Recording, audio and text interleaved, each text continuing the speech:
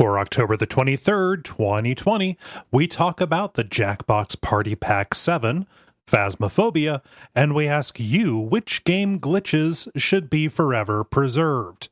Welcome to level 347.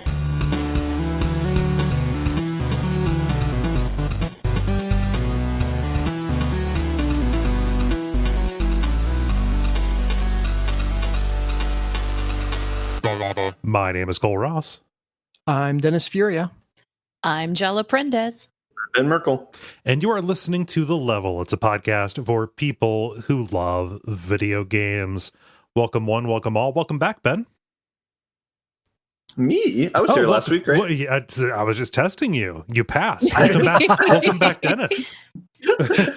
We remember our names, Ben. Good. Yeah. Our practice is paying off. I'm still not convinced that you are two separate people. So. Has anyone seen us in the same room? Trying to get you guys get you guys caught up. Yeah, tripped up on each other. Sorry, I've got. No, I see how soon you forget me when your face is getting gnawed on. Yeah, no, I've got it. So I'm just going to warn you guys: if you're going to hear me say "ow" at some point, because that will be me getting this kitten off my shoulder. She has figured out how to climb my leg, get up on my lap, get up on the desk, and she really enjoys being on my shoulder. And when she's on my shoulder, she sometimes likes to gnaw on my beard. And guys, she's playing Shadow of the Colossus. Oh God. I'm lucky that I took an ibuprofen before this. God. It's just at the beginning. It's already begun. Yeah. Oh no. You guys keep me away for so many weeks. I got all that humor stored up. So. Wait, aren't you a dad? You have kids to inflict that on. Right? Yeah, but they like it. They don't groan, and there's something sadistic about at the heart of all dad humor. That's my position. And I'm sticking to it. Hence why I said inflict. Yeah, no. What's up, Dennis? What's happening? I don't know, man. It's just been interesting times. Mm-hmm. So we are a month and a half out from baby. Oh, geez, right. Starting to feel real. Jen's got the probably for Jen more so. Huh? Yeah. Oh, yeah. No. I will shy away from any kind of actual complaining, knowing that she has just a whole different level of experience on the pregnancy side. She's doing the literal lifting. Yeah, exactly. Yeah. But she's also doing the nesting, which is fun. Yeah, getting all the stuff ready. Yeah. What that translates to is ordering me to get all the stuff ready since she doesn't feel well enough to do it. So I'm a house project. Well, it's central. All the fun stuff. That sounds like what a dad does. Oh yeah. But it's and anyone who's been through it, I'm sure has experienced the same. It's like the Uber project mode combined with the scatterbrainness of like not really thinking through what you want or whatever. So there have been some interesting projects where like we have a dresser that I completely took apart, repainted, and added handles to. And then we might be doing something else to it. So That's like from square one. A million little projects with all their dependencies and a deadline that you think you know, but man plans, God laughs. Oh no! See, I'll say this and then I'll stick my foot in my mouth. I'm sure, that is the one advantage of a planned C-section. Gotcha. We've got the date locked in, so I think it's going to be December 6th. Okay. Yeah. Is there any special consideration into picking a birthday? For this, it was like as early as possible. Yeah. It's like we just want baby Barrett. We're calling him Barrett. Baby Barrett on the outside. That would be nice. One moment. You keep on talking, you guys. I need to get this cat off my shoulder because she is biting me. That's not a euphemism. You could push it up to the 3rd and it would share birthdays with Grandma. Oh yeah, we'll see if we can swing that. Well, just given our history with pregnancies, like all the doctors were like, you name your date. We normally will like try to go kind of to full term, but with you guys, like the medical record, you can justifiably ask for as early as you want, and we'll probably say yes. So like, yeah, let's get this baby show on the road. But yeah, no, so it is nesting time, project time, and then just prepping for that. Does the amount of consideration like go down child over child, where it's like at this point you're just like, we'll just throw up some boxes and we'll reuse these things. It'll be fine. What's funny is I think there is that, but counteracting that is the guilt that is possibly happening, which means you go make a bunch of special purchases. Yeah. So we have a sign on the nursery door now that's "Don't wake the bear." So all the fun little plays off of Barrett should be fun. Mm-hmm. Nice. Yeah. Did I tell you guys about picking that name? You may have told us off air. Yes, you did tell us off air, but. Oh yeah. So we had kind of been circling around Barrett and like, we think, but maybe not, but maybe. And then finally I was like, you know what? I think I've made up my mind. I think I like it. And Jen's like, great. And all of a sudden she got out all these clothes with like bear themes and cutesy stuff. I'm like, okay.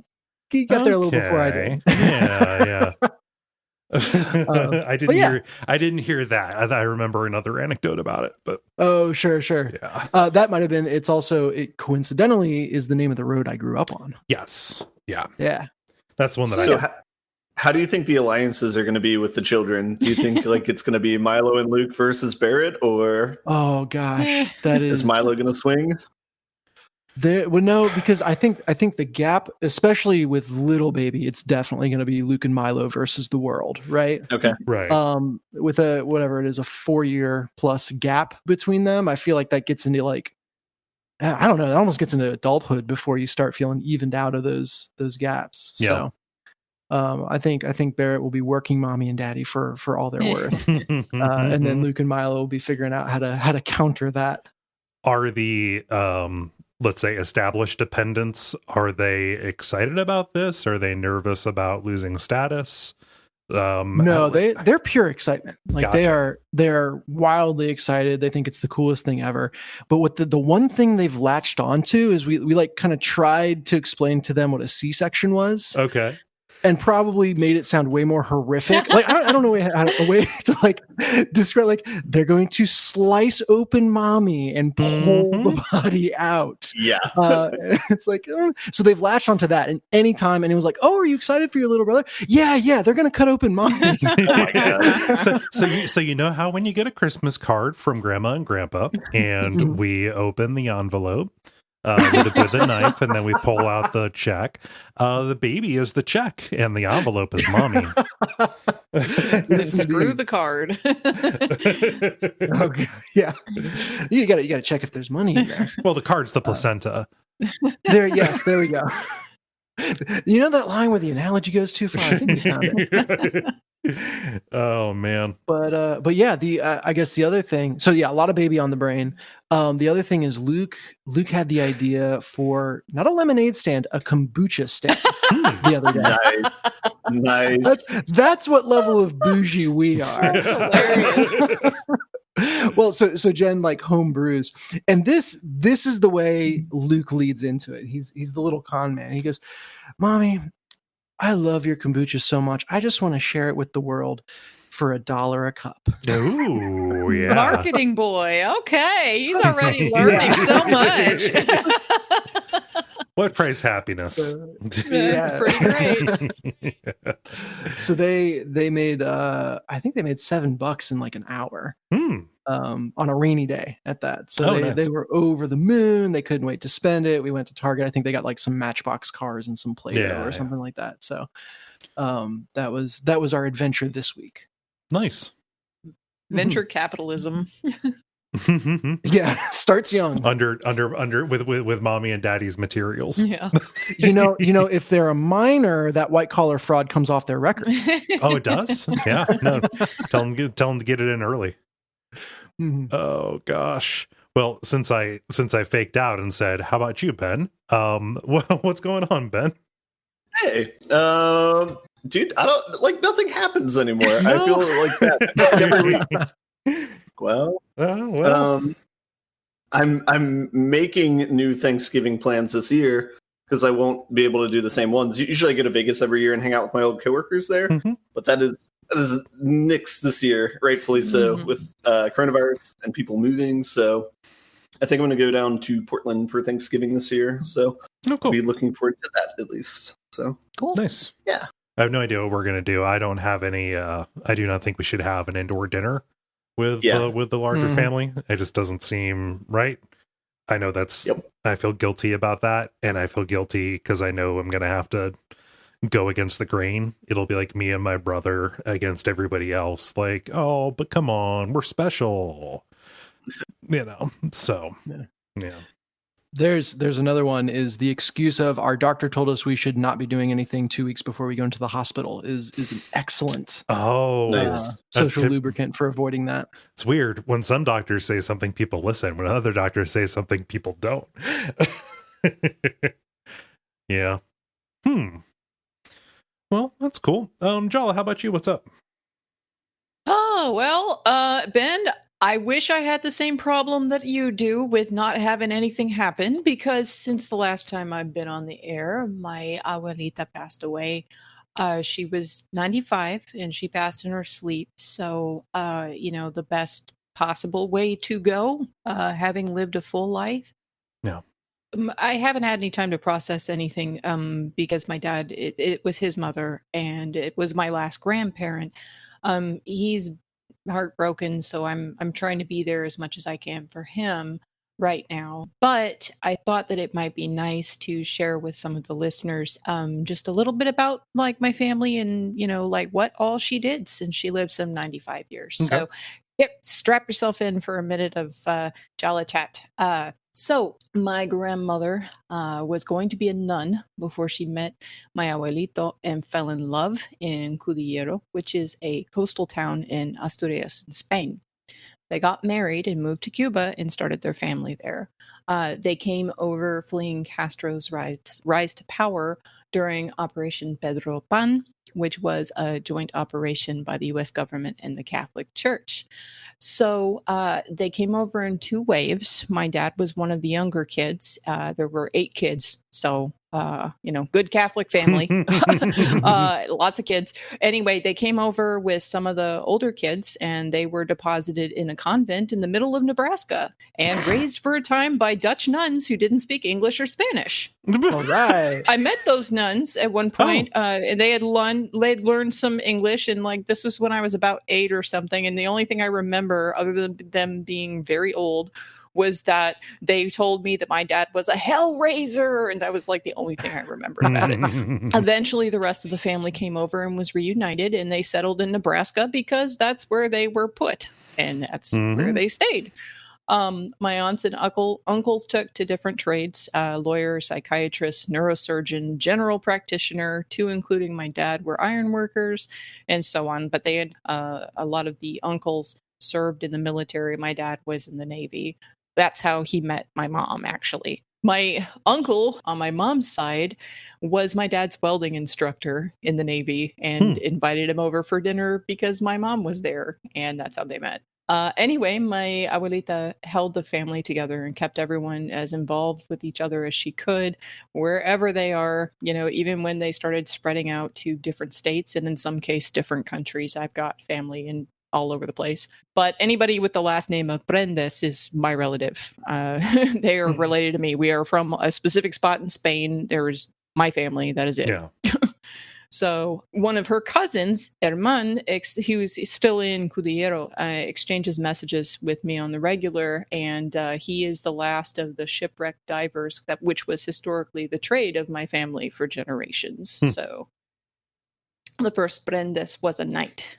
So yeah, that's a little bit of Jala history, but abuelita was kind of the linchpin that held everybody together, and that's why,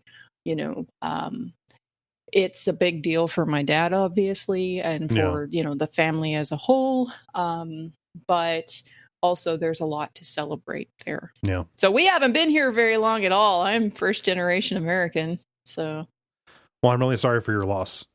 Yeah. I know it was a long road.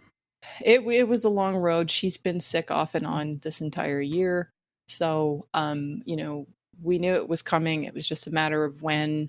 And she's not in pain, so that's what I've taken. I took some time off this weekend, and I didn't do any dancing or any lifting or anything. I played games though. That was my decompression time. I was playing video games, and that was my time out. So I got stuff to talk about. But yeah, I will be posting because a lot of listeners have followed me on Instagram for my dancing profile. You guys, I will be posting. I promise. I just had to have some time. So hopefully they understand. Yeah. Yeah. Well, if not, they can get booted. I'm saucy and I can do that. I have the power. So Kole, other than having kitty torture, how are you doing? Oh, she's crying outside the door now. Oh. Yeah. No, she'll do that. No, things are fine over here. Honestly, the time since last weekend kind of flew because I got sick. Like I had like over the weekend I had just with really bad fatigue and just body ache kind of stuff, which was pretty concerning. I have not been exposed to anybody who I know is positive, but here's how close I was to going and getting a test. I went out to the nearest testing center that does walk-ins, and I saw how busy it was, and I was like, if I don't have coronavirus, I probably would get it by going in there. And fortunately I got screened out for not having a temperature. So I feel better now, and I'm not looking for sympathy by saying I got sick. It was just, I slept all day on Sunday, literally all day.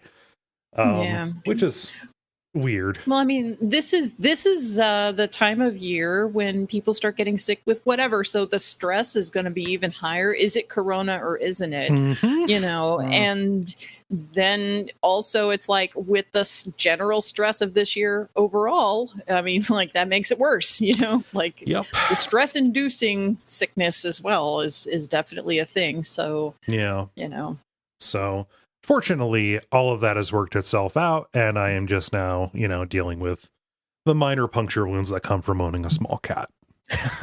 as she gets more, let's say, physically adroit. As a PSA, they have free testing in Seattle that's walk up, and they don't turn anyone away. So if a plane ticket to Seattle is cheaper than what your hospital provides, it's just on the table for anyone listening. It would have been covered, it would have just been a copay under because I had symptoms. It just not fever is what they were looking for. Yeah. That's just it was a tiny urgent care 2 towns over. Because I live in the middle of nowhere.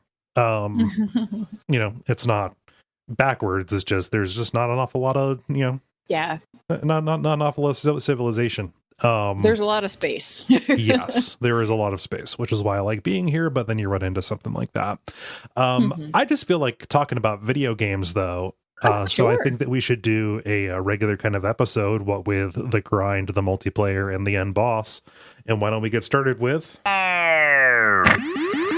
the grind, where we talk about the things that we have been playing over the past period of time or so. Dennis, you've been away the longest, so I will throw to you. Yeah, I've added one big game to my roster, and I will close on that because I think it'll segue nicely. Okay. And otherwise, I've just got some updates on stuff that I've been playing. So Slay the Spire continues to be a central figure. Although I've reached the point in my ascensions, I think I'm 4 or 5 with pretty much every character, where it's gotten difficult enough that it's slowed me down. I still am really intrigued by the game. But since you're not getting that constant dopamine rush of I crushed that, or this build is working, you have a lot more I made bad choices and now bad things are happening to me because I made bad choices. That just makes you more willing to take breaks from the game. The me sowing, me reaping tweet. Yeah. Now it's taking more mental energy to play. So the other interesting thing that's happened though is I have the game on Steam on my PC and my Mac, and I just alternate back and forth between those depending on just what's more convenient. And I, for the first forever, always had the cloud save just seamlessly pass between the two, no trouble there. But at some point I had a save that I started on my PC, finished on my Mac, and then went on to do other things. And then came back to my PC and it was still there, and it overwrote everything else I had done. So that was no fun. And I think I got it ironed out, but it was really funny because I the run that it was in the middle of was a really good one, and it's one that I won. And I was like, no, can't lose this. Like that, that was a Ascension level 4 run. I don't want to bail on that. I don't want that erased. And so it was like me trying to remember every single decision I made throughout the run. Oh God, and hoping that the opponent does similar things. It's seeded, so I think it's reproducible. Okay. Yeah, so I think technically yes, and I don't know if that's down to the card draw level. It is. It is. Oh, interesting. It's down to like every action you do, because you can like redo the same battle, and if you do cards like in different orders, then the shuffle can be different. It's XCOM style with the seeded RNG. Okay, yeah. So anyway, I was I think halfway through the run at this point. And it was really funny that even though I think I made every single decision the same way, I started seeing things different, or like, okay, this is feeling weird. And by the time I got to the end, I was like, I'm not even sure I took the same path up the third tree. So it's just really interesting how even when you think you remember it very clearly and you feel like you can reproduce it exactly, it's very easy for small things to get off track. So the butterfly effect, I guess, for for Slay the Spire. Thankfully, I did still win that run, so preserved that piece of it, and that's what matters, really.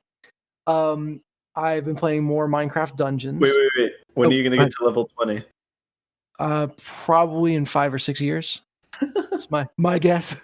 When I find the cheat code that sets me at level 20. I will be very surprised if this is the game that I am not as offended by the difficulty as you are.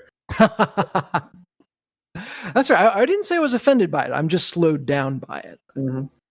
Which, interpret that however you want. So that's Slay the Spire. I've been playing more Minecraft Dungeons, and I think I talked on a previous episode about our Golem family that we did for laughs. Yeah, where everyone just happened to have, or me and Jen both happened to have 3 copies of the Golem, which is this big summon, and so we did an entire level with 6 of them stomping around us. Well, one of the daily challenges, and daily challenges are unique missions, just like they sound, where they have a set of interesting modifiers every time, and it's like enemies are 50% faster, or all ranged enemies are spiders, or stuff like that. Well, one of them was every summon gets 3 copies. So our Golem family expanded. The second we saw it, we're like, oh, we know what we're doing. And we were stomping around the level with literally, 18 golems. It blotted out the entire area. You could not see yourself, and it was so much fun. So that was a good time. Our Golem family is a good Catholic family. Did it mess with the performance of the game at all? No, and the first time we did it, the game crashed on us, and I kind of attributed that to the golems, although I don't know that was the case. There wasn't any frame rate stuttering or anything ahead of that, but 18 golems on the screen at once, and it was doing just fine. Yeah. Which I think makes sense when you consider the number of mobs that are on the screen at once. Like, it can handle more than that anyway. Yeah, it's Minecraft, so the graphics are PS1 era anyway. And intentionally so, with amazing lighting, but still it is not doing nearly as much work as the machine has to do in other places. So I have to imagine that it's handling that all right. It's a bathtub of rubber duckies Golem edition. Nice. And then so that's Minecraft Dungeons, and then the final game I've been playing is Star Wars Squadrons a la PSVR. Cool. And Kole, I saw that you talked about this. I saw you tweeting about this, but I have not interacted with it, you on it beyond that. So I'm excited to chat this bad boy up. Yeah, I'm curious to know what you think. Have you been playing in VR? Yes. Yeah. Excellent. The first time I hopped in the cockpit of an X-Wing, I nearly cried. Like, it was just like, oh my God, it's a real thing. I talked about that last week. But yeah, it is one of those nerdy fantasies that I am not ashamed to admit that I have. Oh yeah. And so just in that kind of wish fulfillment, the game is already an amazing success. I will say, beyond the increased visibility in alliance ships, and we'll get to that in a second. Yeah. Like, and you know, that is really good immersion.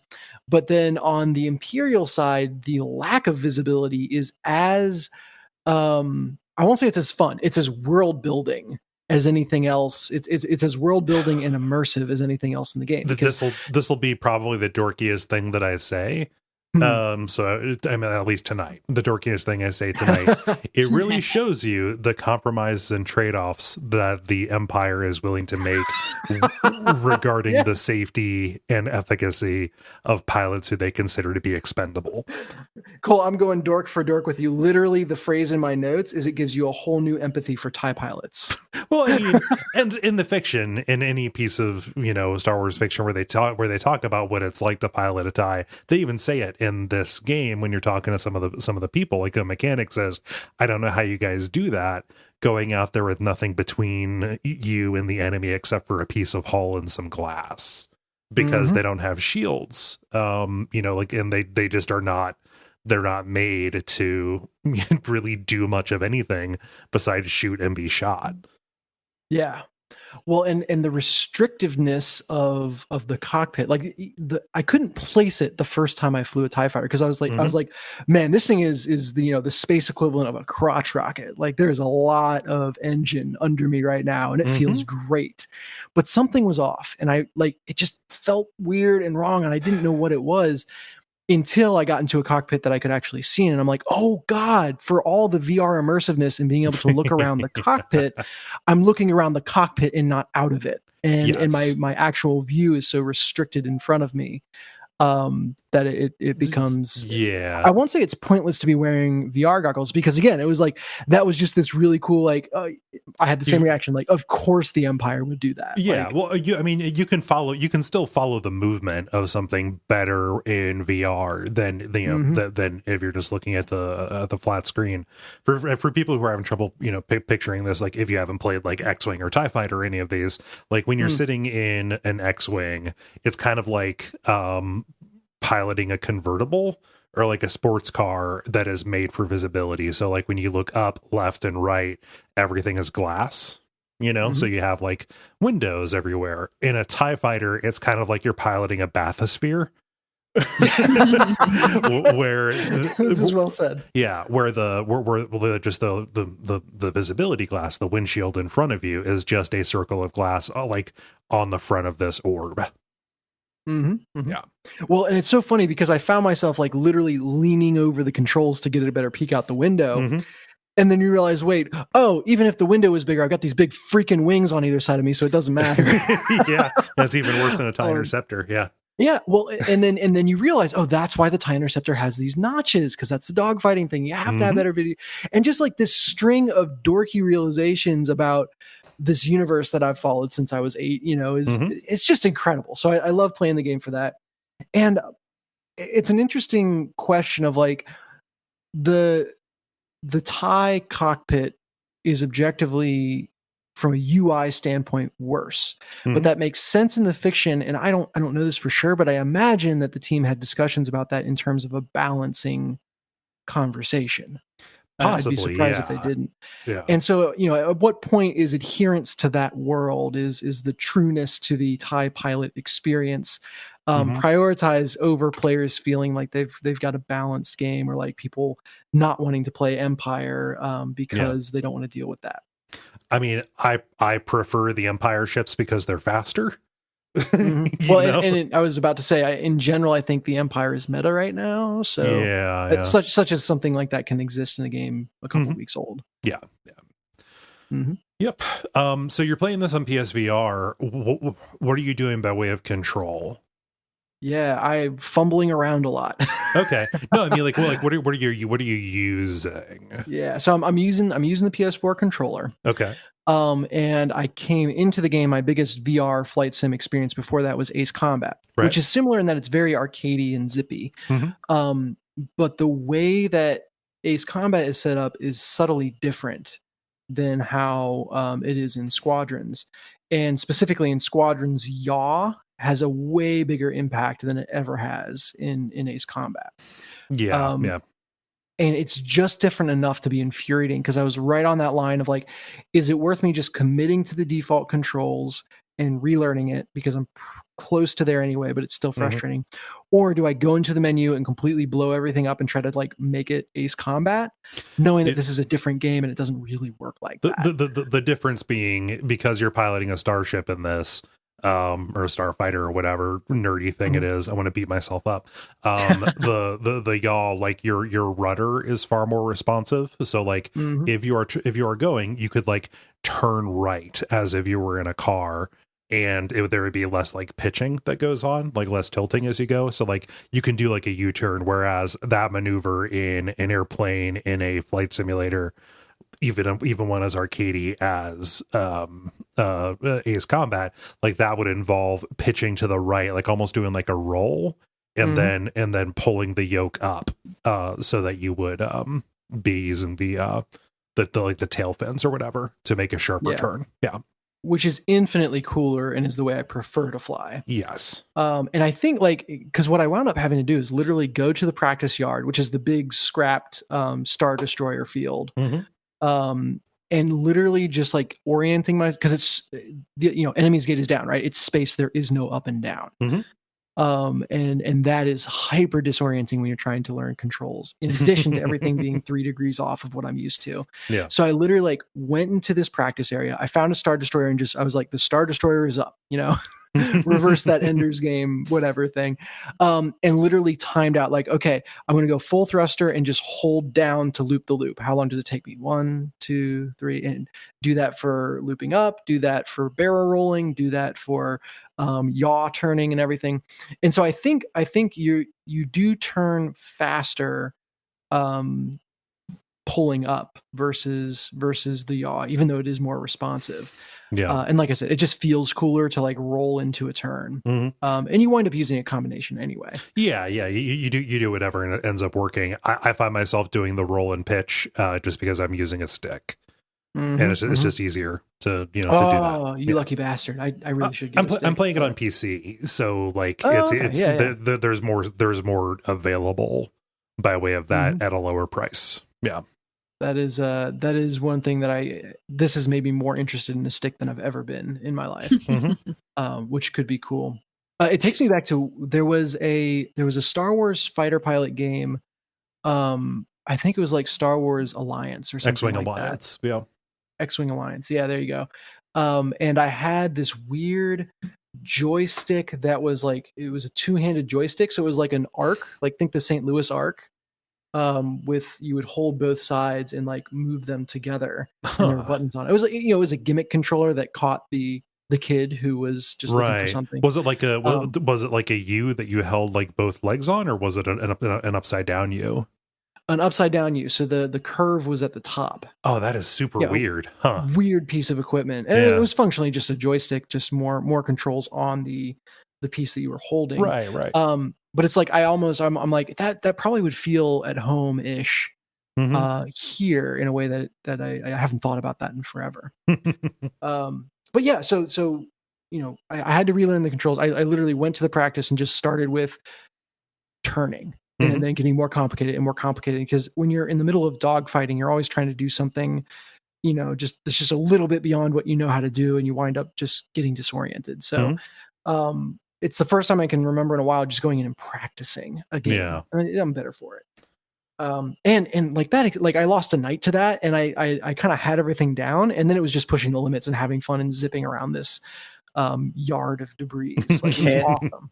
I got a question. Can you make yourself throw up? Like in general or specifically in this game? Specifically through this game. I cannot. I've never had that trouble with VR, fortunately, but and I know there's something about being in a cockpit, like having those anchoring kind of struts around you, that's very helpful. Yeah. In terms of that. But this pushes the limits of what you're doing, because you're turning on 3 axes at once. And so it gets crazy. I could get motion sick looking at a painting in a museum. And my bigger problem is not nausea, it's a headache from eye strain more than anything. And that's just because I want to sit down and play for more than 40 minutes at a time, let's say, which is about usually when I need to tap out on VR. Yeah. Well, especially in a game like this where I went into the multiplayer for the first time and it's like, you should probably warm up. I was like, oh, this is how it's going to be, huh? Okay. Like, and multiplayer has been great. The one other thought that I'll share is from story mode. Gunny might be my favorite Star Wars character of all time. Oh yeah. Like the squad mom, who's also a badass. It's just fantastic. with the bionic arm. Yeah, the bionic arm, the like southern drawl ish. Yeah. And she's also like a bright red alien. I don't even know what kind of alien that is, but one of them Star Wars aliens. Just one of the red ones. It's one of the red ones. Yeah. What do you think of the structure where you're kind of bouncing back and forth between two sides of the same conflict? I like it as a general storytelling conceit. What I don't like is the way they manage the saves, because I will go through all the dialogue right up to the point of launch when I'm done for the night, and then be like, okay, I'll hop in and start the mission. Yeah, and it always saves at the beginning of all the dialogue, so that's frustrating. Yeah. Otherwise, I'm okay with it. I'm probably halfway through it right now. Like I just had the big climax victory on the Empire side, if that orients you at all. Gotcha. Yeah, I'm pretty close. All that I have left to do is the is like the final hurrah on the New Republic as it goes. Okay. Yeah. Yeah, it's good. Like the story grounds you in what the game is about. It just I don't know. There are a few things that feel as cool as flying into a big thing, blowing it up from the inside, and then escaping as it blows up behind and around you. And then you just barely fly through the door that closes. That's first person Taco Bell. What? Oh, jeez, that's yucky. I don't like that one bit. But on the other side of that coin, there are a few things less cool than the game trying to shepherd you through that big set piece moment and you screwing it up because you didn't understand exactly what was going on and then having to restart. That kind of like, that was on me. Hold on. And then you do it a second time and realize just how hard the guardrails were on to not have you do that. Yeah. Oops. Breaks the illusion just a little bit. That up. Yeah. Go ahead though. You were saying something else. No, that was really about it. I'm excited to jump in and try some multiplayer. I've mostly been relegating myself to doing missions and like trying them again with different ships when they give you that ability. And also fun, yeah. Like in the back half of that campaign, they let you do that, and also like you can try for different medals. Like it's a real cool game. Yeah, and Ben, to the earlier difficulty statement, like I'm on the default difficulty and finding a huge amount of challenge. Yeah, like it definitely is not pulling any punches. Yeah. Especially you've got like the default loadout, but you can customize it, and yeah. Well, I know there's at least last night I played with another duck, so we got two. We're closing in on the squadron if you ever do decide to join multiplayer. Yeah, and consider this the call. Ping me in Slack, and we'll see each other in the battlefield, in the star field, in the debris field, up in the sky. Yeah. Cool. Did you have anything else besides Star Wars Squadrons? No, that's my big new one. So I'll pass the torch here. By the way, I just want to say a group of ducks is called a paddling. So you want to get a paddling on Star Wars. That usually happens anyway. Group of ducks. That's paddling. Yeah. Let's see. So I had Star Wars Squadrons. That is fun. That is good. Last Thursday, I streamed the new Jackbox Party Pack. Yeah. Jackbox. I was not aware this was a thing. Yeah, it literally just came out on the 15th. And I fired that up and had a pretty good time with it. Let me see here. And yeah, it's pretty good. However, it's kind of, they make some strange decisions with it in terms of let me see here. Okay. In terms of like having games that feel like they are designed to be played either in person ideally, or like maybe occasionally you would be able to play it with people over Discord.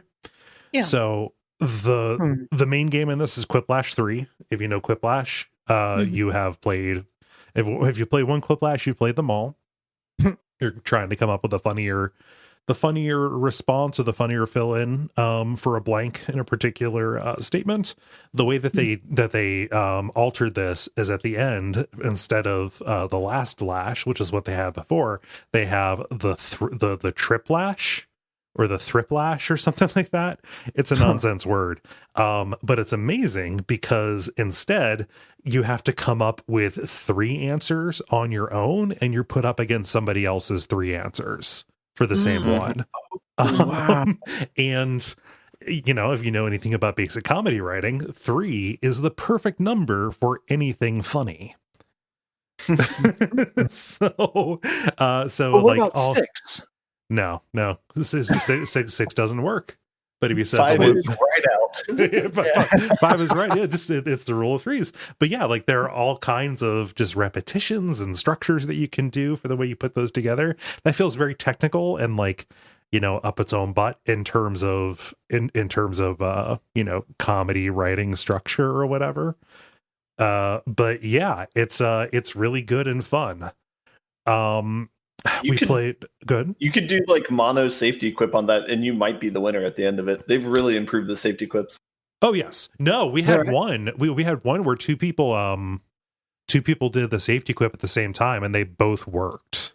Nice. So, like, let's see here. I don't want to talk about each and every one of these because like the devil's in the details. Like that one is specifically meant for like a group of people who know each other and are playing together.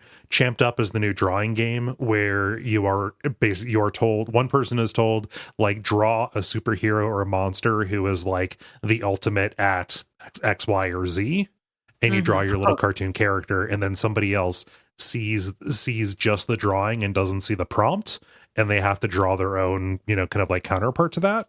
And then it does all these kind of like different matchups. And that is fun. That has been a good time.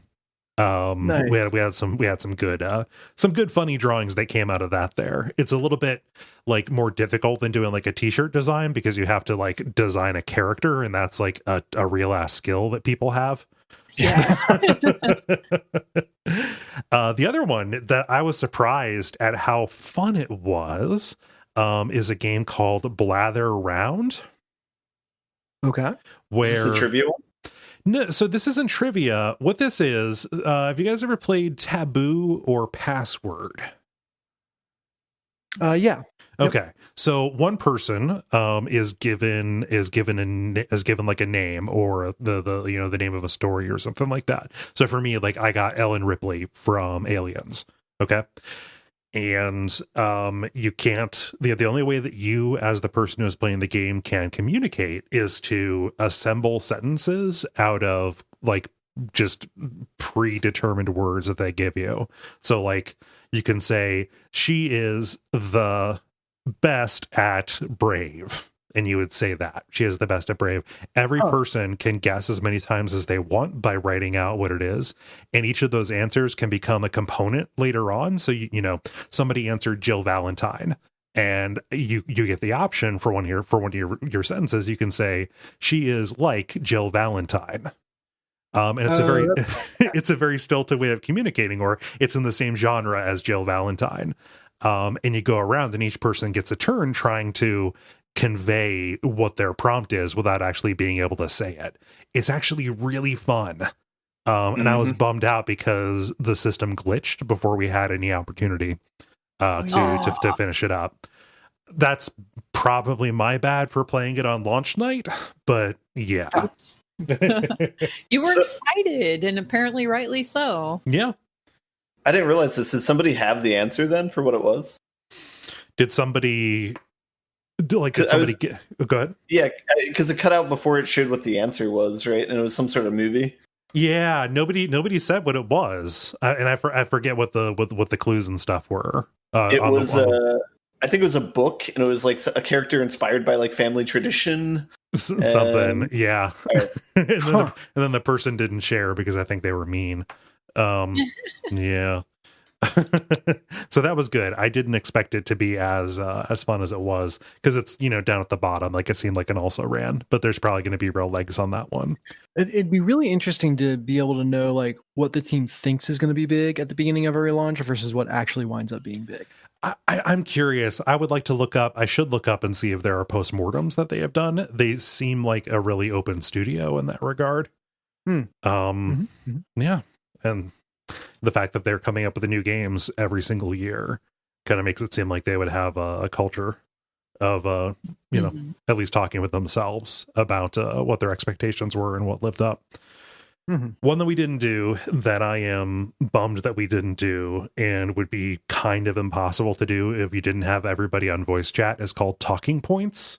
Basically what happens is a person has to get up and give like a little like TED style talk with somebody else choosing the slides that they're given, choosing the slides and doing the transitions, and like you are like rated based on how well the presenter rolls with the punches and goes for it.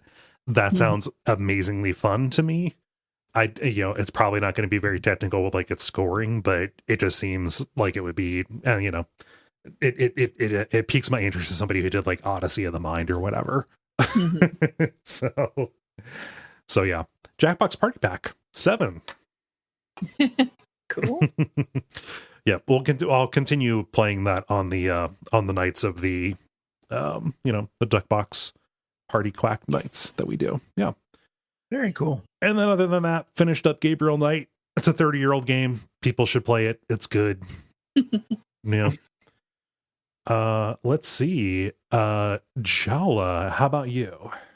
Okay, so the first thing I'll mention that I played is Stories Untold. This is a 3-hour indie game by Devolver Digital that was released in 2017. I played the first episode only out of 4. I'm not going to spoil anything, but I'd heard a lot of hype about this game back when everybody else was playing it, and I gave it a spin, and I have to say that episode 1 didn't work for me. It felt like they were setting me up for a lot more than what I actually got in their story, and my brain came up with far more interesting things than what actually occurred. I know that subsequent episodes are supposed to be of different styles and genres, but if the first episode didn't do it for me, I don't know if it's really worth me proceeding to the others. Julia mentioned to me that it gets kind of more fiddly, like futz with the machines and stuff, that just kind of takes away, at least in her experiences. So that's a thing. I mean, I know that there are people like Eric or Z Chocobo who said that the first episode really worked for him, and it was the scariest thing for him that year that it came out, including Resident Evil 7. Like, that first episode scared him more than anything else, but it did. I sat there and I'm like, boy, it's emo. Boy, okay, like, that's disappointing. That's all? Okay. Yeah, and oh, I'm salty about this. There was a bug.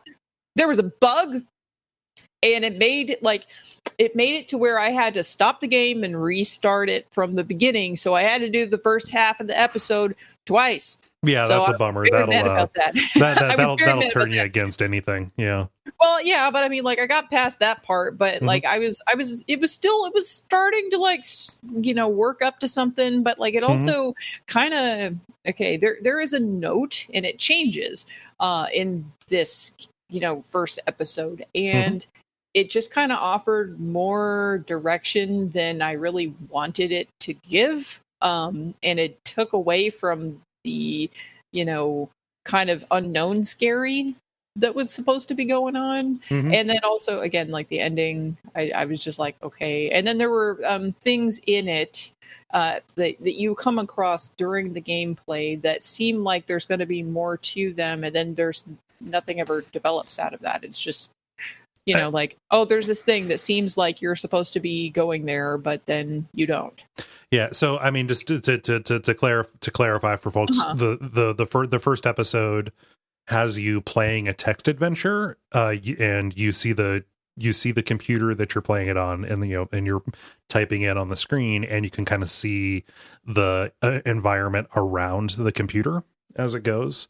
And the strong implication that this is like a haunted text adventure, and as things happen in the game, it starts affecting the world around your character, your viewpoint character in the game who is playing it.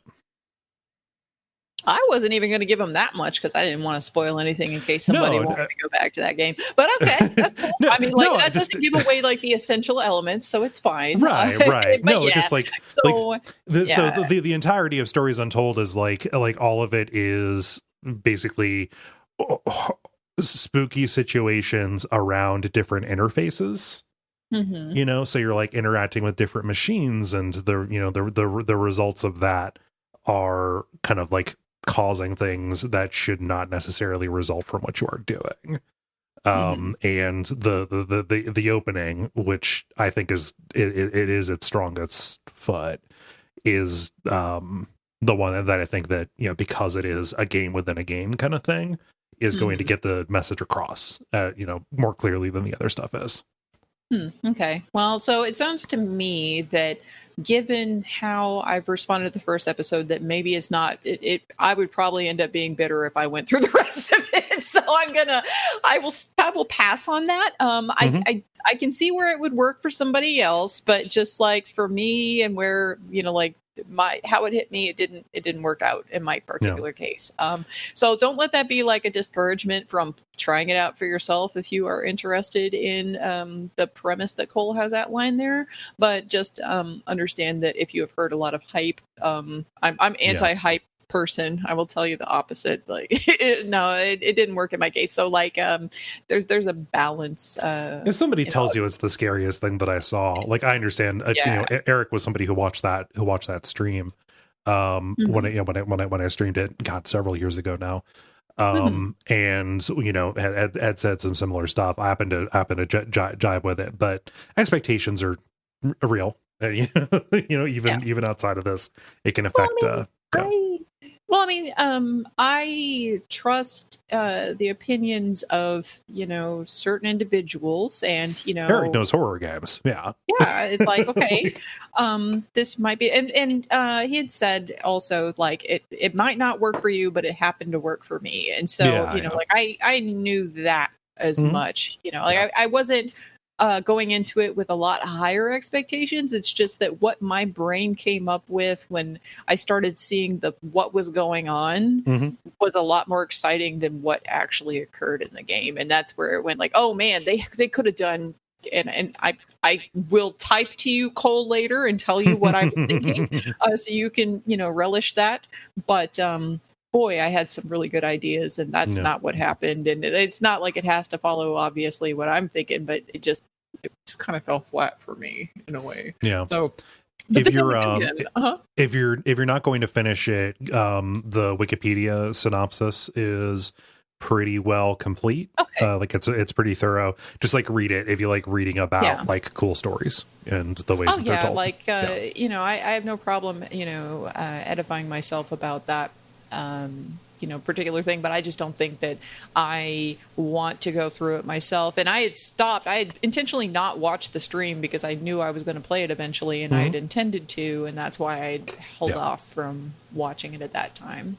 But I think probably I would have been fine just watching it now that I've played a little bit myself. But anyway, so listeners, if you don't want to play it yourself, you can go watch Kole's archive stream. Yep. But so any questions about Stories Untold? I mean, I think I pretty much said all I'm going to say about that. Okay, moving on. I've got two things that are super exciting, but they go together. So also over the weekend, I played the second and third games in the Lovecraftian murder mystery FMV series begun by the infectious madness of Dr. Decker, which if people are listening now who happen to be around back when I first played that game a couple of years ago, and I made Kole play it and stream it. It's a great game. Really love that game. So it took me a while to actually get to playing the sequels, but it's apparently a trilogy. They are all there are some common threads between all of them, particularly the first and the third game. So the first one that I played was the Shapeshifting Detective, which is the second installment. Now, in this game, you arrive in a town called August. You're a shape-shifting detective, big surprise, who was sent in to work with the local police, but you're actually you're not a human because you're shape-shifting. I mean, like, you're not human. But some other organization, which is not mentioned, has sent you in there to do this investigation of a murder of a young cellist named Dorota Shaw. And the prime suspects are 3 traveling tarot readers who predicted the murder, but there are a whole bunch of shady people in the town that you have to deal with as well that are, surrounding the case that, much like in Dr. Decker, where everybody's a little bit off, like this is another one of those situations where everybody just has their own level of creep, So, and just like in Decker, your choices throughout the game impacts who the killer is. And there's multiple endings for this. I think there's 8, if I'm not mistaken. So the cool thing about this is that you are able to shapeshift into anybody you have met, although you are advised by the shady organization that sent you not to pretend to be a child for some unknown reason. And there is 1 child in the game. So the end. Now, wait, are there any mechanical restrictions or it's just advice? I don't know. I was never given the option to become the child after I met her, so I'm assuming like you can't. Although I don't know, like why would they tell you that? And then they realize like, we forgot to program the child. Yeah, I it's don't know. Just write it out. Well, anyway, so and not in the time that I played it, I was not given the option to become the child. That I noticed, but like you have a whole lineup of mugshots, and I was just going for specific people, so it might have been in there. I don't know. Anyway, you start the game with a briefing by the chief of police and then head to a guest house where you meet the owner and the 3 tarot card readers who are all staying at this guest house because they're also travelers. No matter where you go, there is a radio playing a program called Dark Nights with Poe and Mumro. And this includes hourly news briefings about the investigation and also different horror stories that play, like somebody narrating creepy stories in the background while you're walking around and doing stuff, which is pretty neat. Really gets you into a mood. Mechanically, this is extremely different than Dr. Decker. So in Dr. Decker, you're a psychiatrist whose predecessor was murdered by one of his patients, and your actions involve interviewing each of those patients and answering questions from them from time to time, either to discourage or encourage their particular delusions. And this includes some pre-typed questions as well as capacity to type in questions of your own to ask more details about particular subjects. In this game, you're still interviewing people, but your options are simplified to picture icons indicating a response or a question, like a check mark or an X for a yes or no, squiggly lines for waves indicating the ocean, or an outline of a person to ask further detail about somebody that was already mentioned or something. This is much closer to what was in Contradiction. Okay. Yeah. And you have the capacity to go to your room at the guest house to change into somebody else in order to get more information from other people that you might, then you might in your own form. So like you can become one of the tarot card readers or the chief of police or whatever and go talk to people, and they will react differently to you in a different form, of course. Yeah. So that's the fun part about it. You can kind of warp around to different people. And after you obtain the crucial information for each segment of the game, Radio August pops up and summarizes where the police are in the investigation at the time. So you can choose at that point to either keep investigating if you want to kind of linger in the segment that you were doing, or to pursue, going forward with the story, the investigation, and everything. Now here's my question. Uh-huh. Oh, sorry. Sure. Is that one of the decisions that can change who done it? I'm not sure.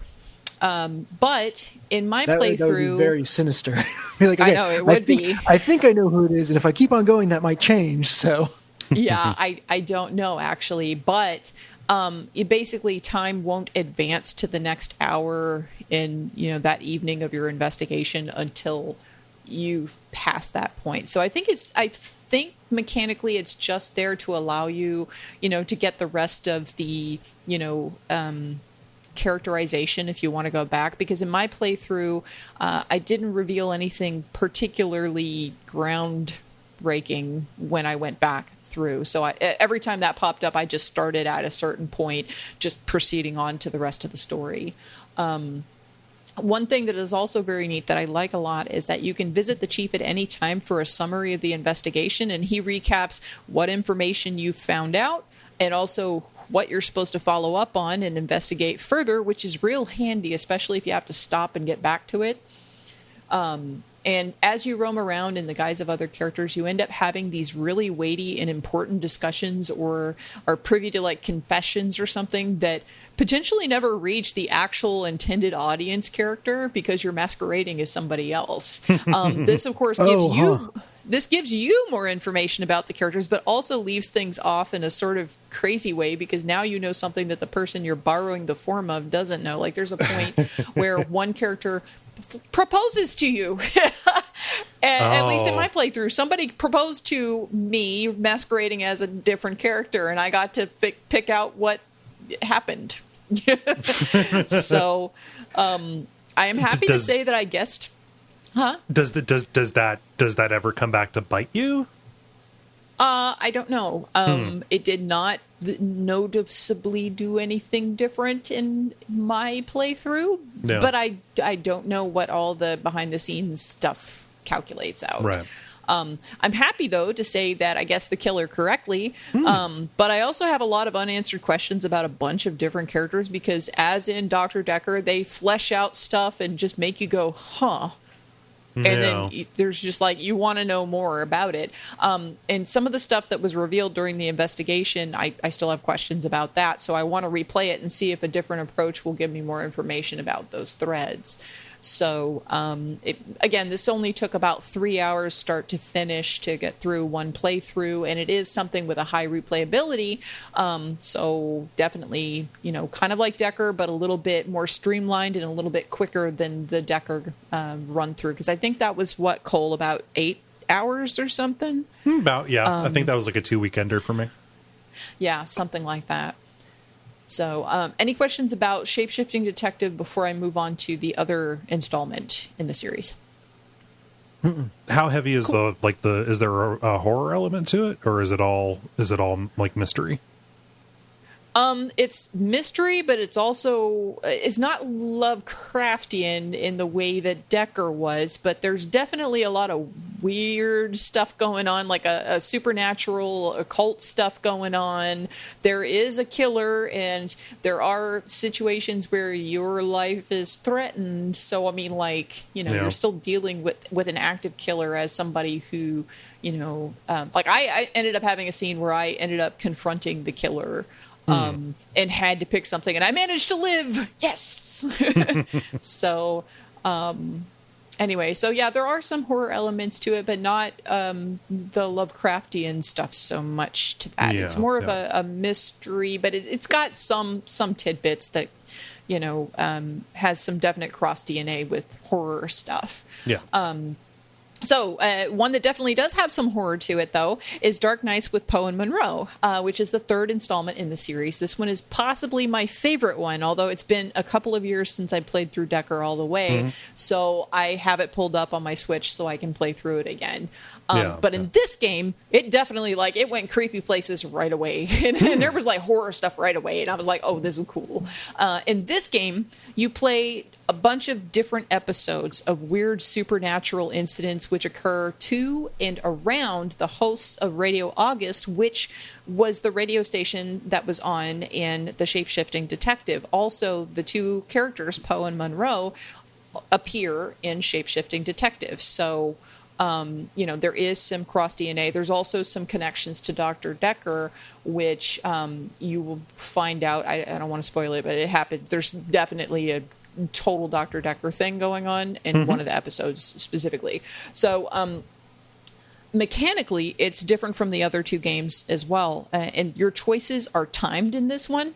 And at certain junctures, you have to decide what course of action to take by selecting one of several different panels on the screen. So if you select nothing, the couple of times I miss my chance, it kind of just moves on a predetermined path. But the point is, you need to pick, this character or this character as the one taking action, or which one of these responses do you have to this caller that comes in, or something like that.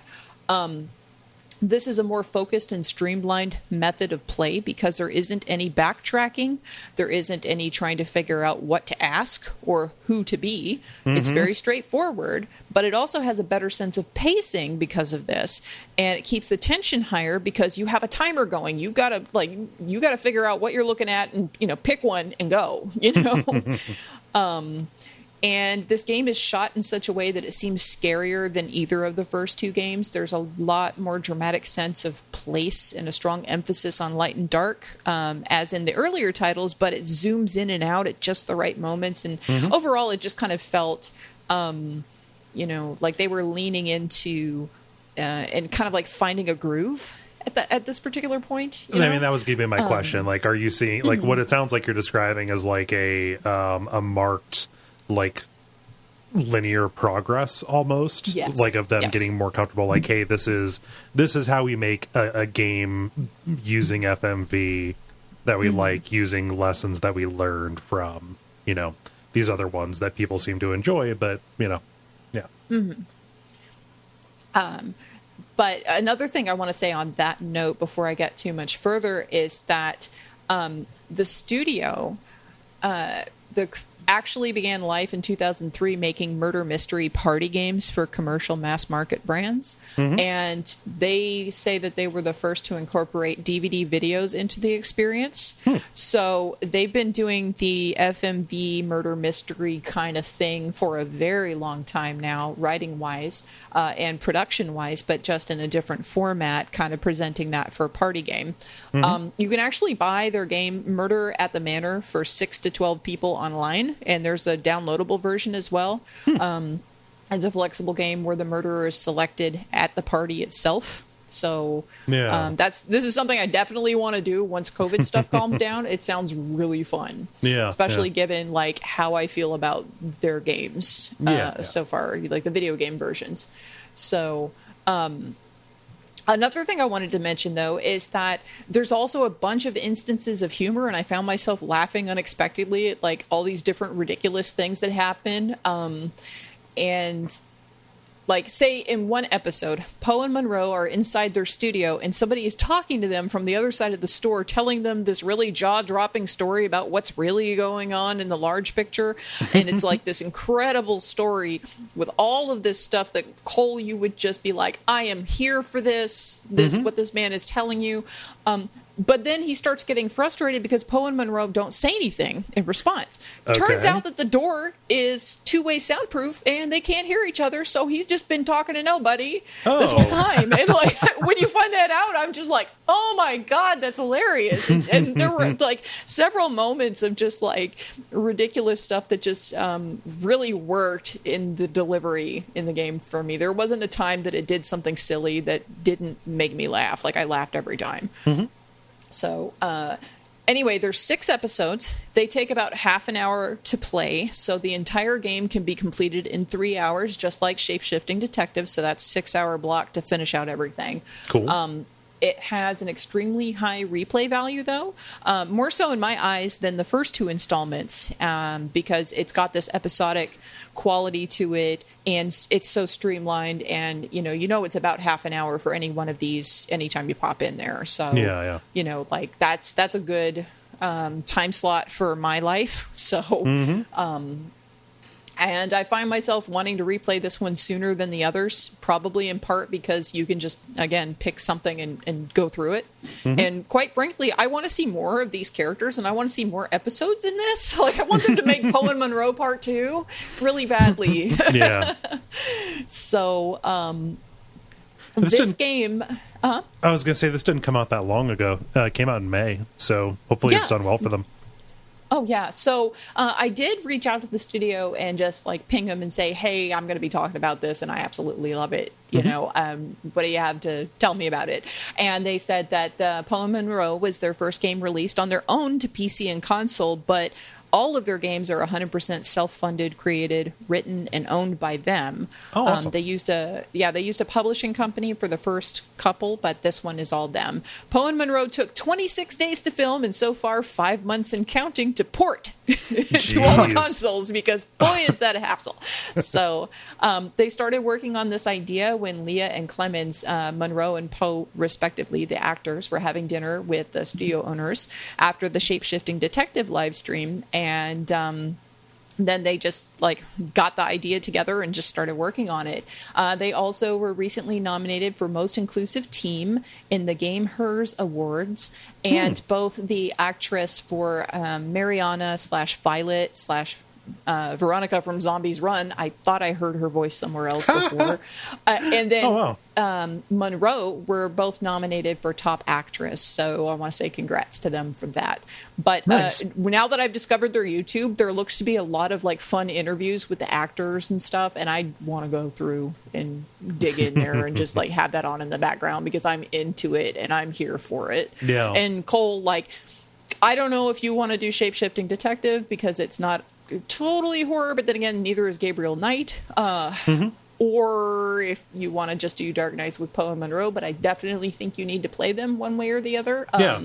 I strongly suggest that you do Poe and Mumro on stream at the least, even if you don't do Shapeshifting Detective. The so Dark Knights sounds like it'd be a good fit. Gabriel Knight, that was obvious. That was a cheat, but that's because I like that game quite a bit. So it was an excuse. You can only do that once every couple of years.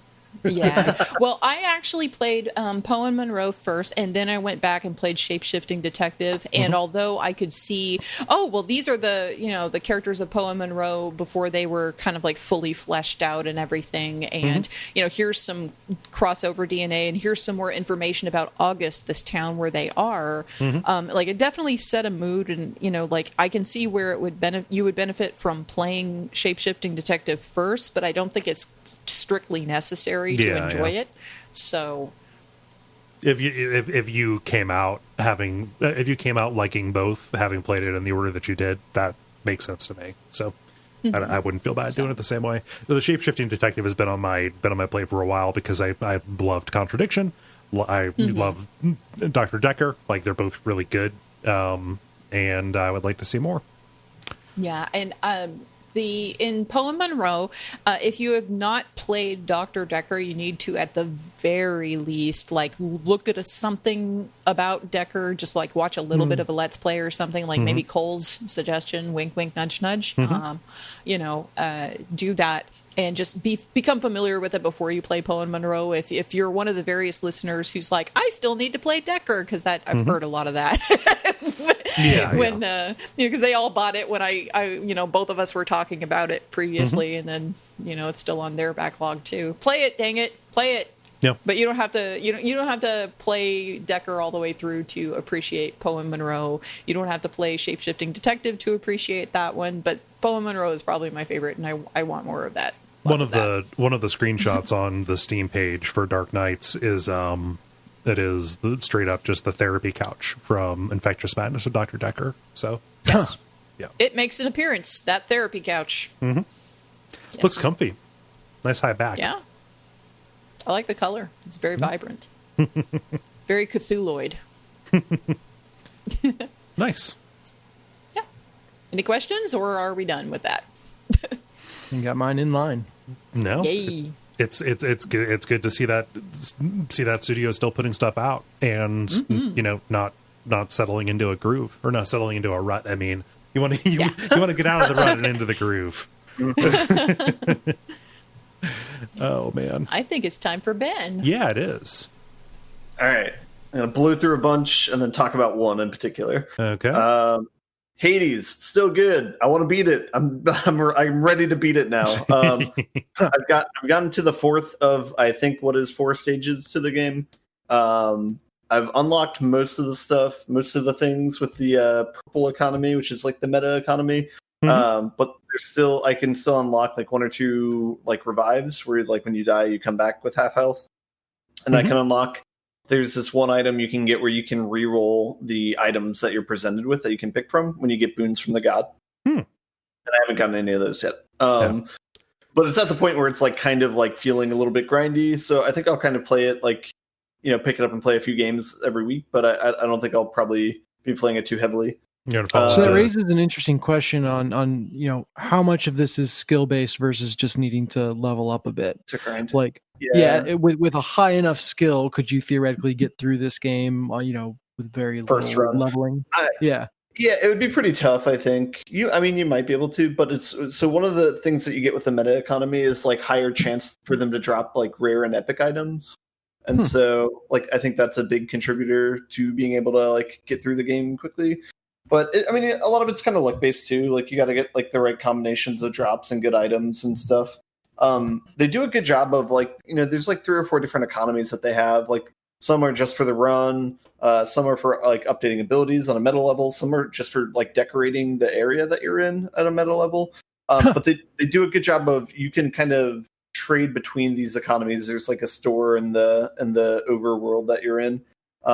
So like once I like, there's like keys is like another one. Once I use like all the keys that I needed to unlock the additional abilities, I can trade those in for other things. So it doesn't feel like a waste ending up with those. So that's like a good game design tenet that they have. And there. Is it 1-to-1, or is there like a slant away from cosmetic items? Or they're all different. It's like some's like 10-to-1, one might be 1-to-5, that sort of thing. They're kind of all over the place.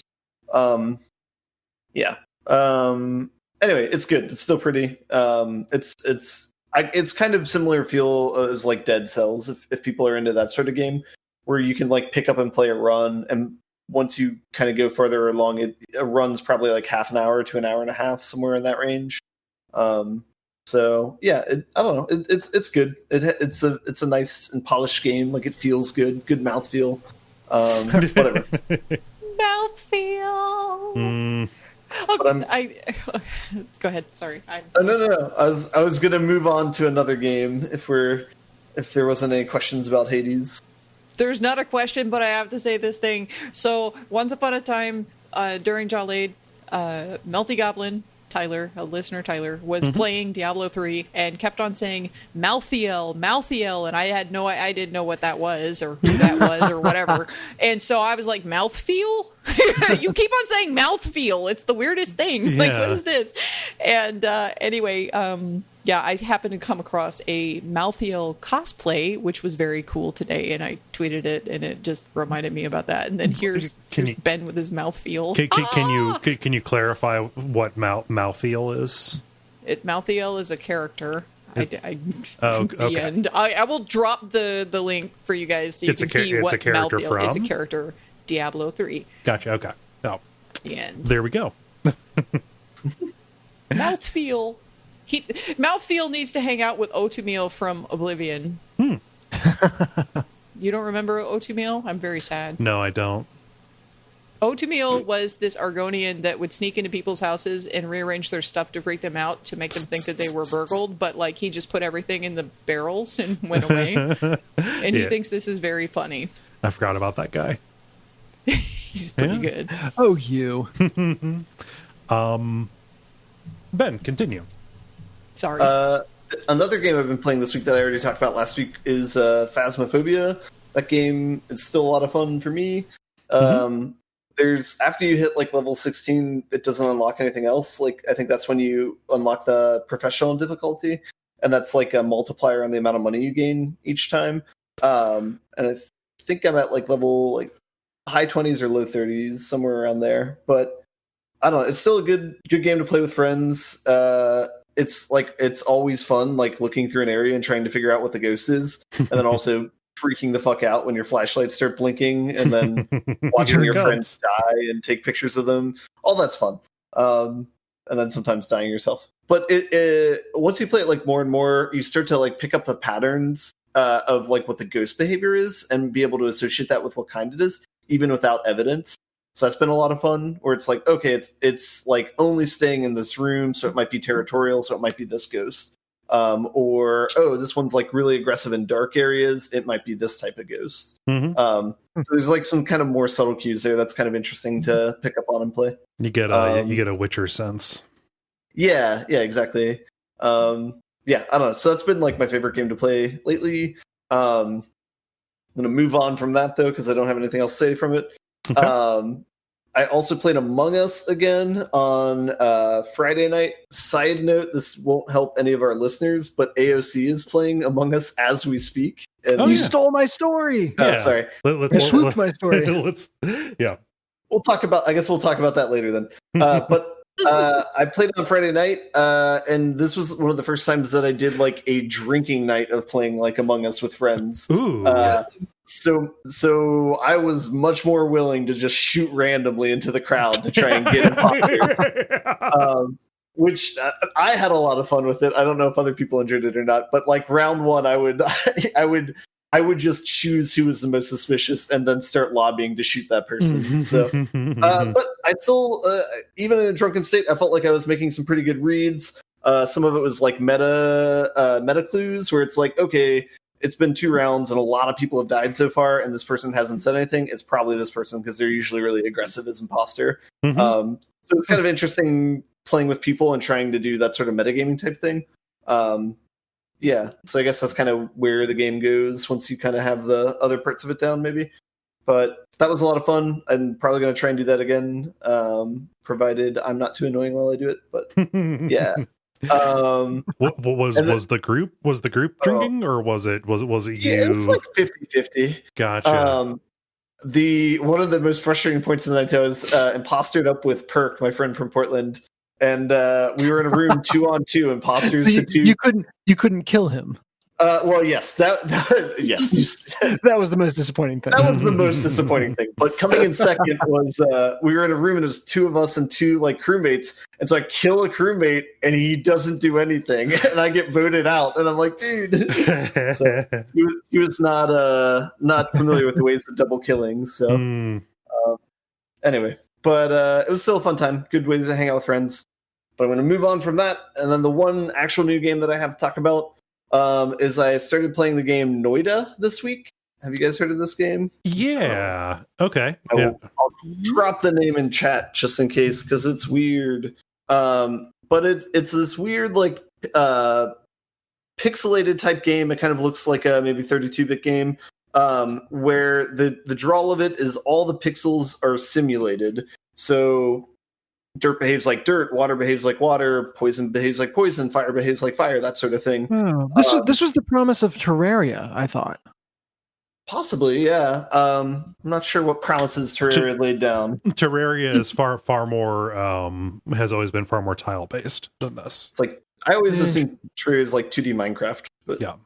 But yeah, I'm thinking of a game that looks like has a similar feel. It was like in the vein of that kind of game where, and everything was like simulated in a certain way. But yeah, this is a thing.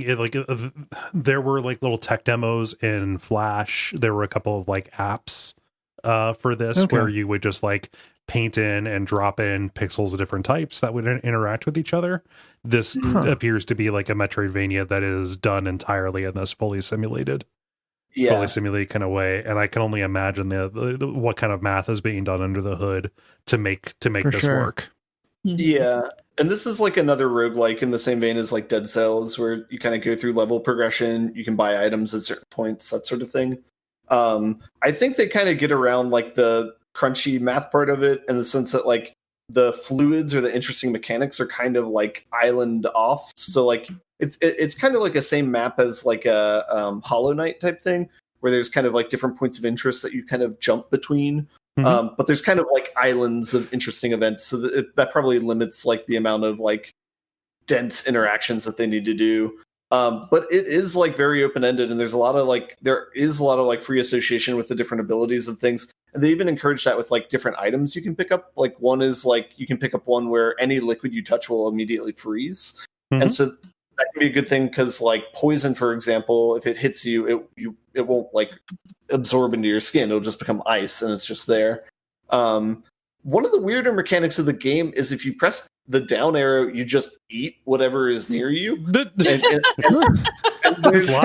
I'm down, I eat. I relate. And so it's like there's a hunger mechanic and stuff, right? You have a hunger meter and stuff in the game. So there's this weird thing where it's like you kill a monster and then you eat it so that you're full. And it's like a very very out of left field, that mechanic. But it has more practical approaches. You can like drink water with it if you're like standing in water, and the water level will go down, like you're actually consuming particles of it.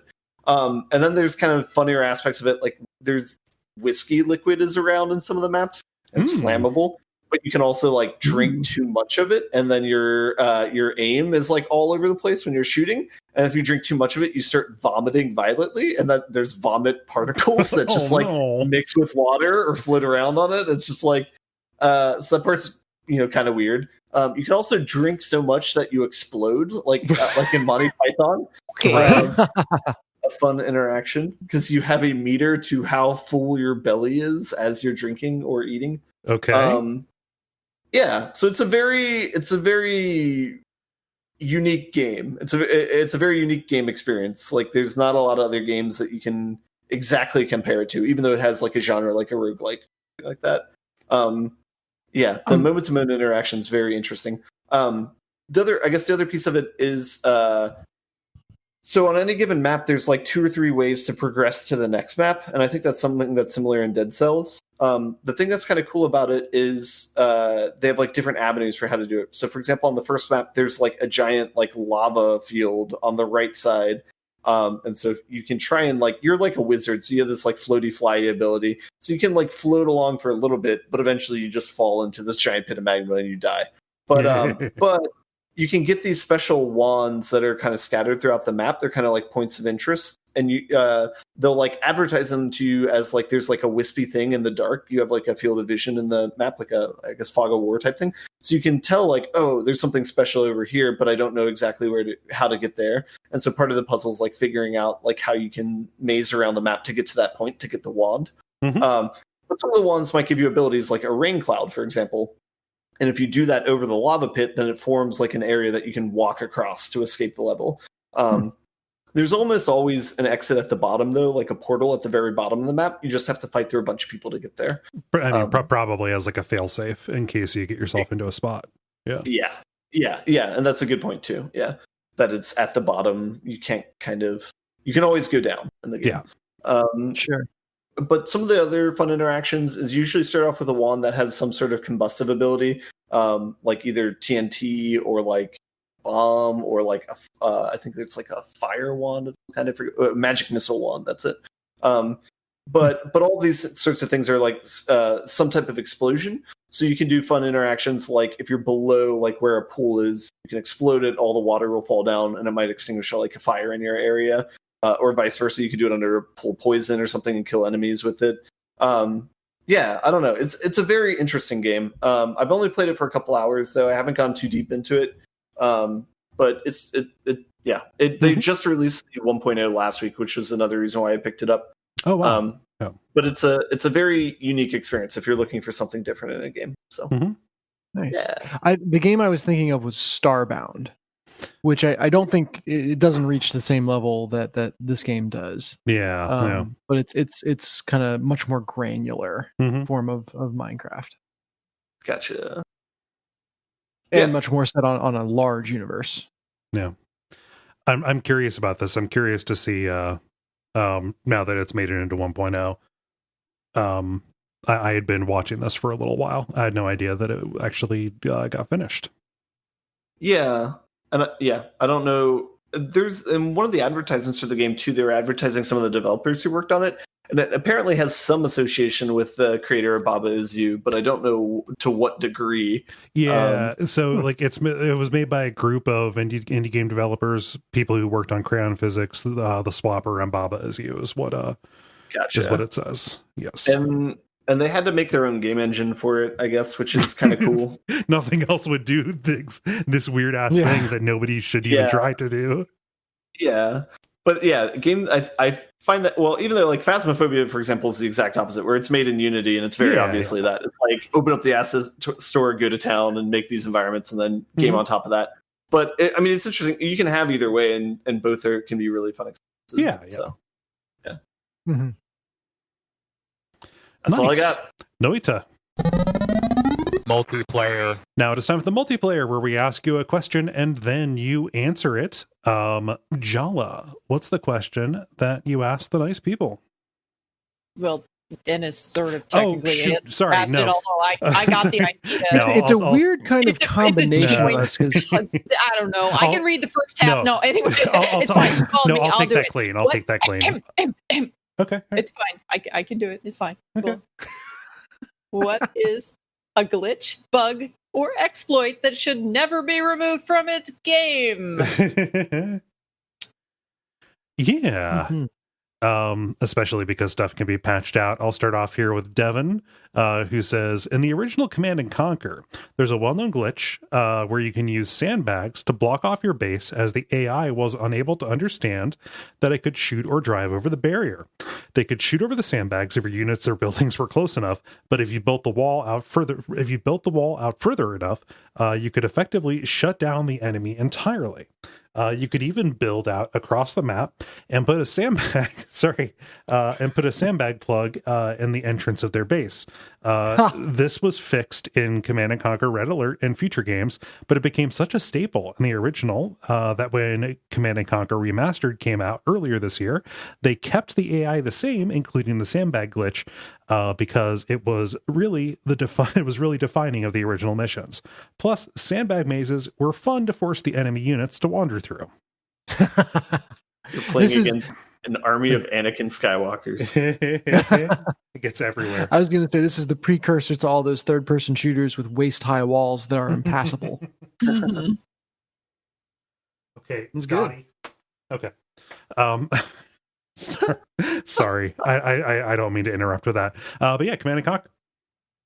No, you got to defend yourself. Like David is always being attacked by ninjas while recording. You're now always being attacked by cats. That's why he's always bobbing and weaving. Let's see here, Ben. What does Greg say? Greg says, a really great quote-unquote last-minute fix in Phantasy Star 3. There's an item called the Escape Pipe that lets you leave dungeons when you use it. At the start of the game, it's possible to sell stuff to buy one. An event happens just a few minutes into the game where you get thrown into jail. If you don't do what you're meant to and use the escape pipe instead to break out and then go see the king like you're supposed to do, he says, you used your escape pipe. Normally a smart move, but now I'm afraid the game can't be continued. Please press the reset button and try again. Ooh. A playtester must have found this late in development, and they either didn't want to or couldn't have fixed the issues, so they whipped up this message to fix it. Even the re-releases still have this quote-unquote bug. Yeah. This is a precursor to Far Cry 4. Yeah. Just follow the directions or not, or any of that. That's good. Let's see. Dennis, what does Tyler say? Tyler says wave dashing in Super Smash Bros. Melee. If you all or any listeners don't know what it is, it's when you air dodge diagonally into the ground, which makes you slide along the ground. While you're sliding, you can do any move that normally requires you to be standing still, which allows you to get really creative with your combos. I understand why they removed it from future Smash Bros. Games, but to me, it's a representation of how deep and mechanically complex Melee could get for being an originally intended as a party game. And it's cool how this one physics bugs allowed competitive players to pull off some wild plays. He also adds, I typed all this out gushing about the physics bug, but I'm actually very bad at using it. I just think it's neat. It's very technical. But it is kind of a cool concept, and certainly like in a fighting game especially, people will find any competitive edge they can. Mm-hmm. Ben, as somebody who knows Smash Brothers, did they ban wave dashing in competitive Melee play?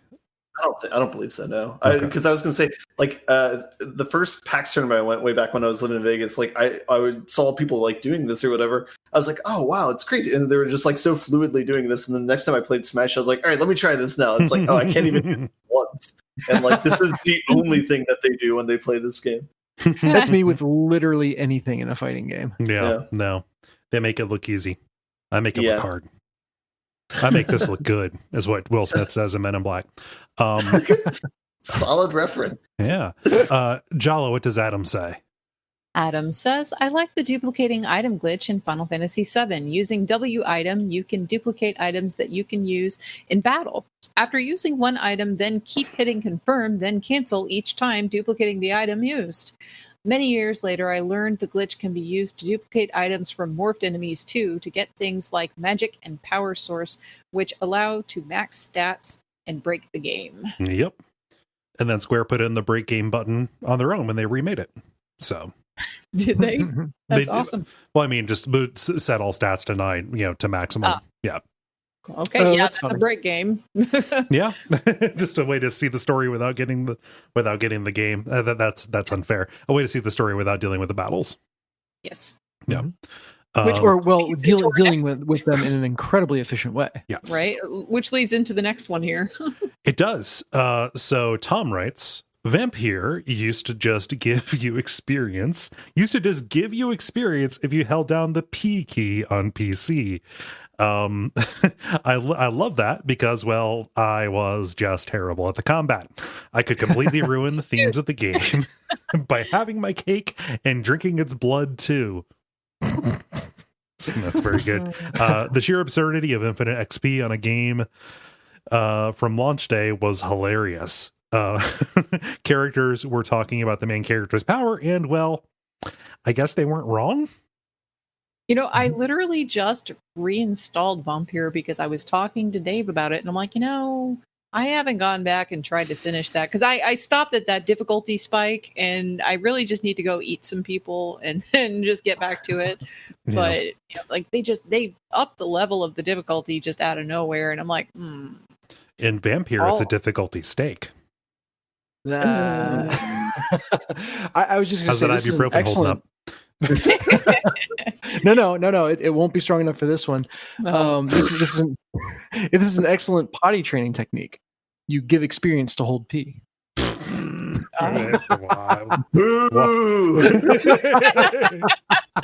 Jala, you're the only one left. Oh, jeez. Let's see here, Ben. What does Marasan say? Marasan says the backwards long jump cries in Super Mario 3D All Stars. What did they cut that out of? You can do it. I don't know if this is what he's talking about. I know in the 64 version, you can use the backwards long jump to go up the stairs to complete the game early. Oh, right. Oh, you know what? They ported a different version than the one we got, I think, and that cut it out. The progress skip. Yeah. But I don't. It's kind of like a mixed bag. Like you're happy about, or you're sad about the part that you have to play the game now. It's just people really like a game as charmingly broken as That's Mario fair. 64 is. Yeah, this is like God and having people love him. If it makes it meaningful that you're playing it because you have the option not to. Yes. Let's see here, Dennis. What does David say? David says, paintbrushes in Oblivion not being affected by the game's physics engine, but having enough collision to stand on. Making paintbrush staircases probably wasn't the best way to get anywhere, but it sure was funny. That's fantastic. I did not know that was the case. It's pretty nuts. I see. If I heard about that in Oblivion without being told it was a glitch, I would assume there was probably 60 pages of lore on why it was the case. There probably this was in what, Oblivion? In Skyrim, there was probably like in one of the in-game books like an offhanded mention about the about the traveler in Cyrodiil who had a special ability with, or somebody who made like a wizard, a trickster wizard who made special paintbrushes that could do that. Like that's the kind of stuff that they do. So that's fantastic. Yeah. Jala, what does Alex say? Alex says, Red Dead Redemption's glitch where animals would load in human models. Both Donkey Lady and Birdman are a part of me. Oh no. YouTube. Donkey Lady shouldn't be a part of anything, let alone God's green earth. Birdman sounds very funny to me, though. Just flying through the sky on a bird skeleton. That's pretty great. Yeah. This is not my answer for this, but the glitch in the PS3 version of Red Dead Redemption Undead Nightmare, where just occasionally enemies would load in with no heads and they would be invincible. It made the game unwinnable. I had to stop streaming it. Yeah. That's awesome. And OMG Moose actually steals mine. Shit. Anyway, OMG Moose says skiing in Starsiege tribes. Basically, during the beta, players found that if you spammed the jump key when going down a hill, the physics would keep pushing you down the hill, increasing your speed. In a game with jetpacks, this meant you could build up a ton of speed and then keep it while flying through the air, especially if you routed your way through the hills on the map.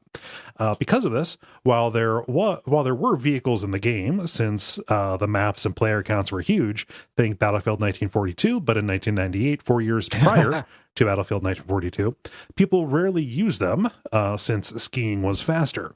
Rather than patch it out, it became a defining feature for the game and all of its sequels. Yeah, I was going to say this too. It's a really satisfying technique. Like once you get a feel for it, and it's not very difficult to get a feel for it. Yeah, Tribes rules. I wish that was still a thing you could play, but it's not. It hasn't been for a while. Yeah, it's so funny that just kind of disappeared from the public consciousness. Like there have to be reboots and stuff like that, right? They attempted one, I think, in the Xbox 360 days, but I think that the studio closed and like the rights holders, it got caught in legal hell. Sure. Yeah. And let's see here, Ben, round us out with Rookie. Rookie says Skyrim's bucket head bug is useful, hilarious, and hasn't been fixed in any of the 7 times they've re-released the game so far. If you put a bucket on the shopkeeper's head, they can't see you, so you can proceed to steal everything they own, pick up your crime bucket, and walk away in slow motion like a boss. That's pretty awesome. 1, I love crime bucket. 2, strong Airbud energy. Sure. If you don't see it, it's not illegal. And putting a bucket on somebody's head is not a crime. Ergo. Oh geez. So OMG Moose took mine, the one that I prepared and came in with. So I will instead go to you, Ben.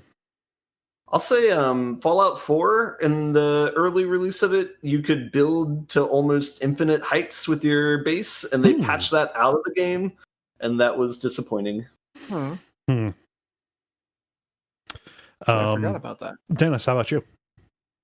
Yeah, my thought is from like Ocarina of Time, just all the ways that speedrunners have used like item glitches and stuff like that to just eviscerate the game speed-wise. I'd just be very disappointed if they ever went and polished that out. I mean, so I don't know about the majority of like the really, really bad skipping, sequence break ones that you could do. But when they ported it over to the 3DS, they tried to keep as many of the weird glitches as they could. So, yeah, it's I mean, for that community too, it's just like such a. I know a lot of people would be very angry if that stuff got taken out. Yes. Yeah. And Jala, round us out. Well, I was actually originally with my version of the question going to be like, what's the worst one? Because I was bitter about Stories Untold and having to redo from the beginning. So I was sitting there and I'm like, I don't know if I got a best. But I think if I have to scrounge my brain for something, like during Guild Wars 2 beta, they had it where like if you sat down on any kind of a slope whatsoever, your character would be floating in midair. And just like laying down, or sitting down or whatever, but like in the air, 4 feet off the ground or whatever. But also my character, who was an elementalist and wore a skirt, the skirt would flip up every time I sat down. Ooh. And so like I'd just be like in panties. It was very funny to me. This wasn't like, oh, gross. It was hilarious because then of course like all the people in my guild were like trying to position themselves in such a way to make it look like, Terabad, that I was sitting there in panties. And anyway, so that was like stupid crap you do at 3 a.m. when you're still playing a beta weekend. Trying to maximize your time with it. Yeah, exactly. That's the most productive thing I could have possibly been doing at that time. So what's the sleep business? Anyway, yeah, like otherwise I am just bitter about the things that have made me like whenever they end game you out. Like Cyber Elite 2, I was doing the tutorial and I fell through the geometry and I had to restart that. But worse than that was when I was doing Stories Untold and it froze and I had to redo it from the beginning again, and because it doesn't save. And I'm like, great, that's cool. Yeah, no, do not ever take progress away. No, never. Those are not fun. No. I expect that, like, honestly, if it was a worst bug ever, it would be like, this is unwinnable, this is unprogressible, this one is, you know, like, it would be more of that. So the best bug is a better question. So, Dennis, it is a good thing that you did. All different flavors. Cool. Well, thank you everybody for participating. If you would like to get in on these in the future, go to facebook.com/thelevelpodcast, like the page, and watch for the prompts to go up on Monday afternoons. Thank you to you, Jala, and you, Dennis, for tag team in this one. The end boss. Now it is time for the end boss, where we talk about things that are happening in the world of video games around us that is exciting to us. What is going on with this real-life horror game? So, there's a real-life horror game afoot this month, and the brief about it is like this. Come up with a concept more terrifying and warped than anything 2020 has to offer, and that is a high bar, folks. So I am skeptical, but they hired the guy who plays Ramsay Bolton in the Game of Thrones HBO series. He is playing the lead role in Screamfest 4, The Kraken's Revenge, in this real-life horror video game in which players are able to remotely issue commands to his character and watch him respond through a live link. Oh. This game is what? Yeah. This game is created by game director John Zerhelen of Grand Theft Auto 4, Manhunt 1 and 2, and Red Dead Redemption. That's weirdly similar to the actual concept for Manhunt.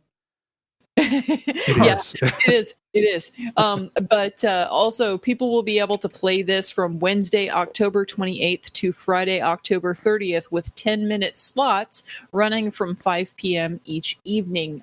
This is from the UK, so 5 p.m. UK time.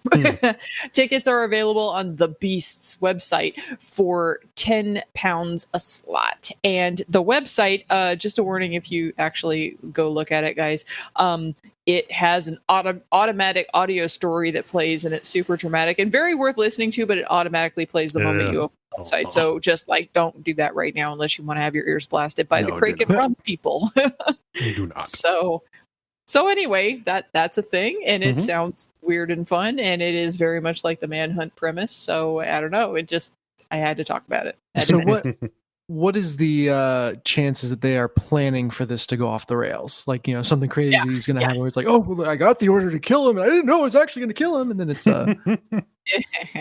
yeah, I know. Like, I'm interested to see what like the post is going to be like. You know, when post experience reports and all of that. Yeah. So nice. Yeah, we'll see if anybody dies. We'll see what the body count on this bad boy is. Right. Yeah. Let's see here. Earlier we were talking about Thanksgiving plans. I've got a short one, and this is more just generally me being happy about one more chain stopping a bad practice, which is that GameStop, international game retailer, is not going to be requiring their employees to work on Thanksgiving this year. Good. Some people need to work on Thanksgiving, you know, just can't have everybody not working. People who operate drawbridges probably need to be there and make sure the wind doesn't go and blow them into the up position.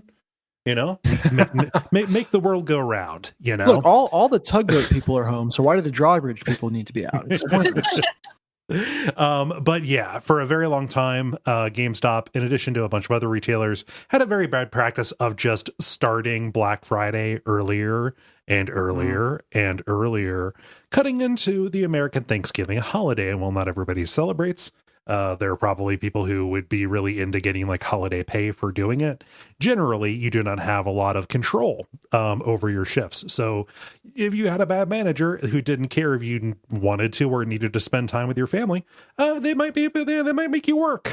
And they're not going to be doing that now. They are phasing that out in favor of just doing more pre-Black Friday deals and stuff like that, which is a good way to handle it, I think. So, hurrah, retailers, if they do not need to be open, fuck it. Don't open on Black Friday either.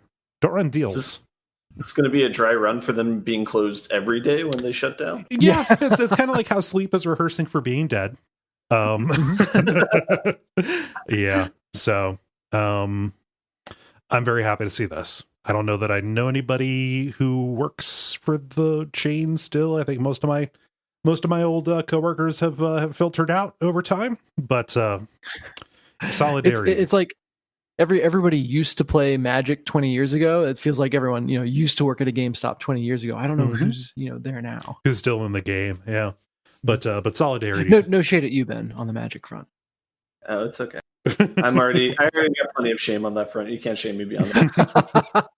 It is really funny though, as I've done playtesting for Deck of Wonders and everything, like I'll always ask, like, do you play Hearthstone or Magic or anything like that? And the universal response is, oh, I played Magic like 20 years ago. Yeah. I mean, it was super popular in the mid 90s or in the late 90s, early 2000s. Yeah.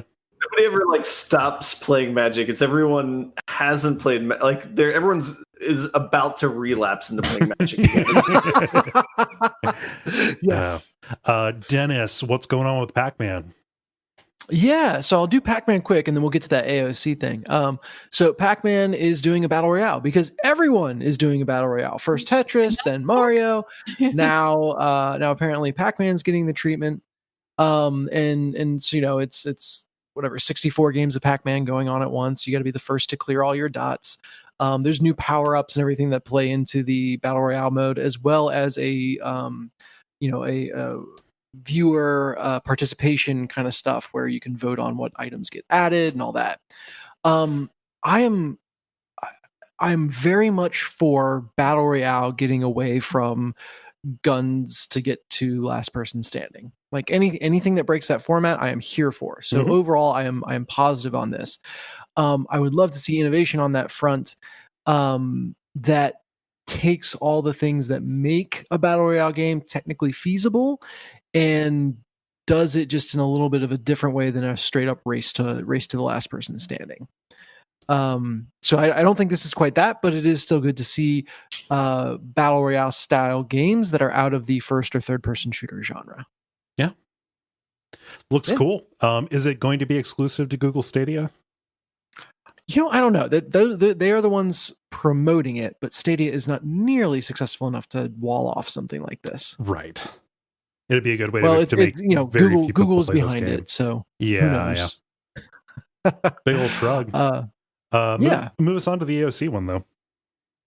Yeah, so AOC, the Congresswoman, is getting out the vote tonight by voting people out on Among Us. And then I believe it's another Congresswoman, Ilhan Omar. Yep. Is that right? Yeah. I don't know if I'm saying that right. And then several popular streamers are all playing Among Us together tonight, and as we're recording, actually. But it's kind of funny as I think about a game about the importance of voting. my very first game, by not realizing there was there's an option to intentionally choose not to vote.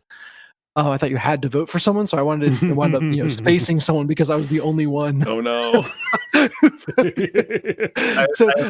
I've already spammed vote out orange several times in chat. So it is kind of a really great game for the importance of understanding and using your vote.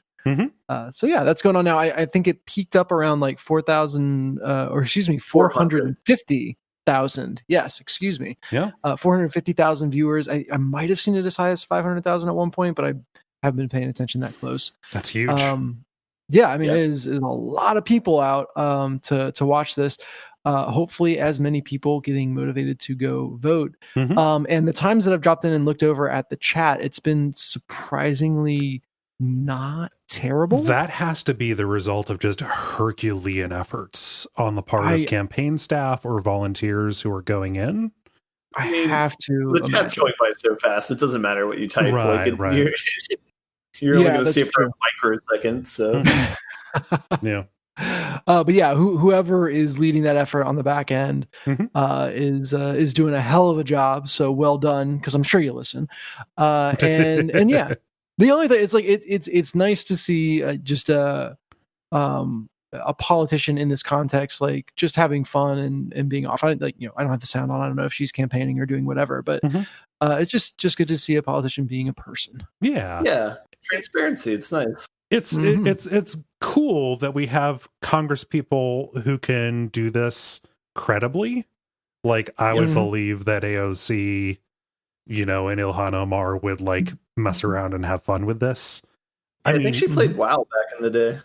Yeah. And like when H Bomber Guy did that huge stream for a trans youth organization in the UK a couple years back, streaming all like trying to complete Donkey Kong 64, like AOC hopped on the chat while he was playing Donkey Kong 64 and like talked about trans protection legislation here in America and stuff, and like drew a shitload of attention to that gigantic charity stream that was being done. Yeah, so like she's been dipping her toe into this for a good long while. I'd be curious to see like highlights of this. I saw somebody tweet I guarantee like it'll be him. Every politician should be forced to play Among Us in public so we know what they look like when they're lying. Oh, that's good. Yeah.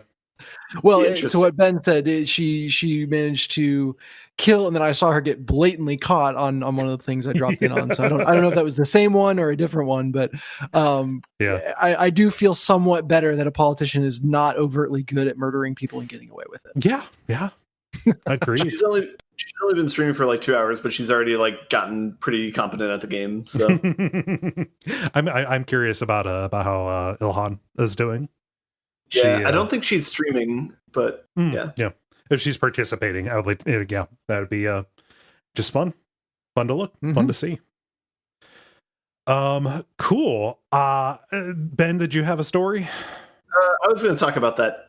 Also, as an update, they were paired as imposters together, both AOC and Ilhan. And Ilhan was doing all the carrying as far as producing bodies. AOC was not killing people. Nice. Yeah. That's a good strat. I'm trying not to think about like the shitty culture war part of this, like, but also in my head I'm trying to just picture what the ghouls will try to like say to make this into like a bad thing that they did this. Story, yeah. But like, don't even worry about it. Think about that. I'm not. Yeah, for one night. This is a cool thing that they're doing. It's a good idea. And I would like to see them do more of it in the future, especially if it's to raise money. That'd be cool. They have a big platform, and obviously they can draw an audience. So, way to go, squad! Way to go, people who do not need my affirmation or praise at all. That's always good to put more positivity out there. True. Very good idea. Cool. Well, how do you all feel about buttoning it up? I feel buttons. Me too. The credit. Thank you so much, everybody, for listening to this level number 347. Wow.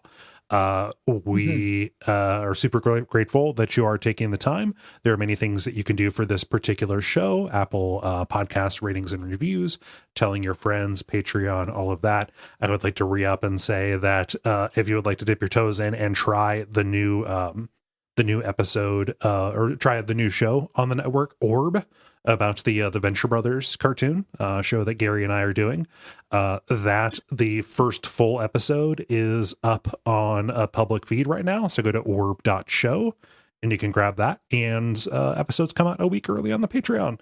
It's a good time. Was that decided on before or after they announced that they weren't continuing? This was before, leading to people accusing us of killing the show.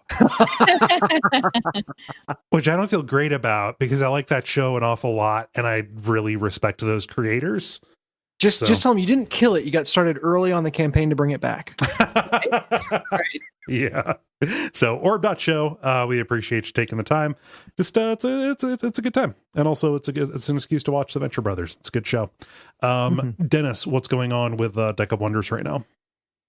A lot. So the pledge manager is open, which means late pledges are open. So if you didn't get a chance to pledge during the Kickstarter, you can go to deckofwondersgame.com, and the first article will have a link over to the GameFound platform.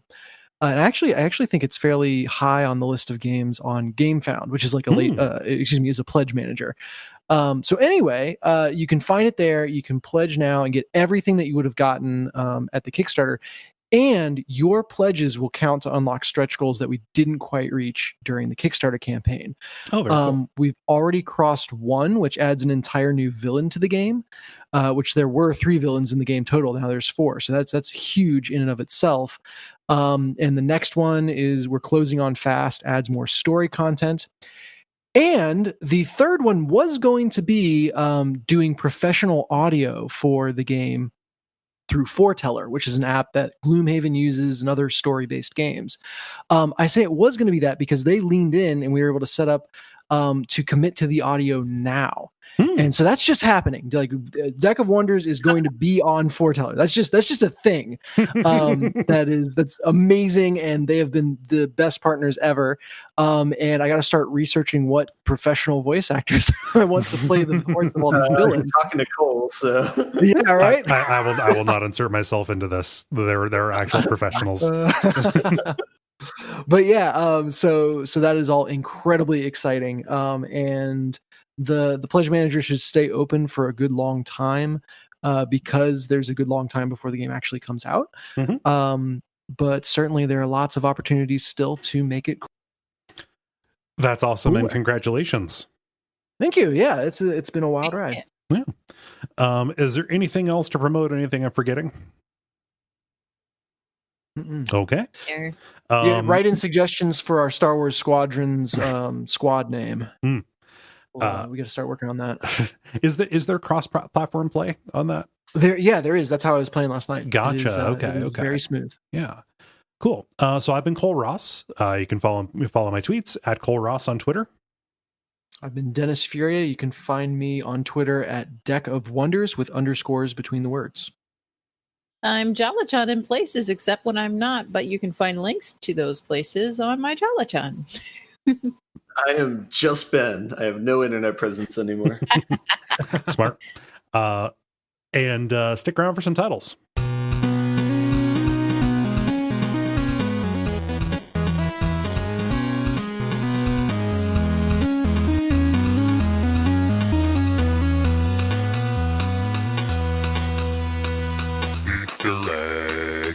Okay.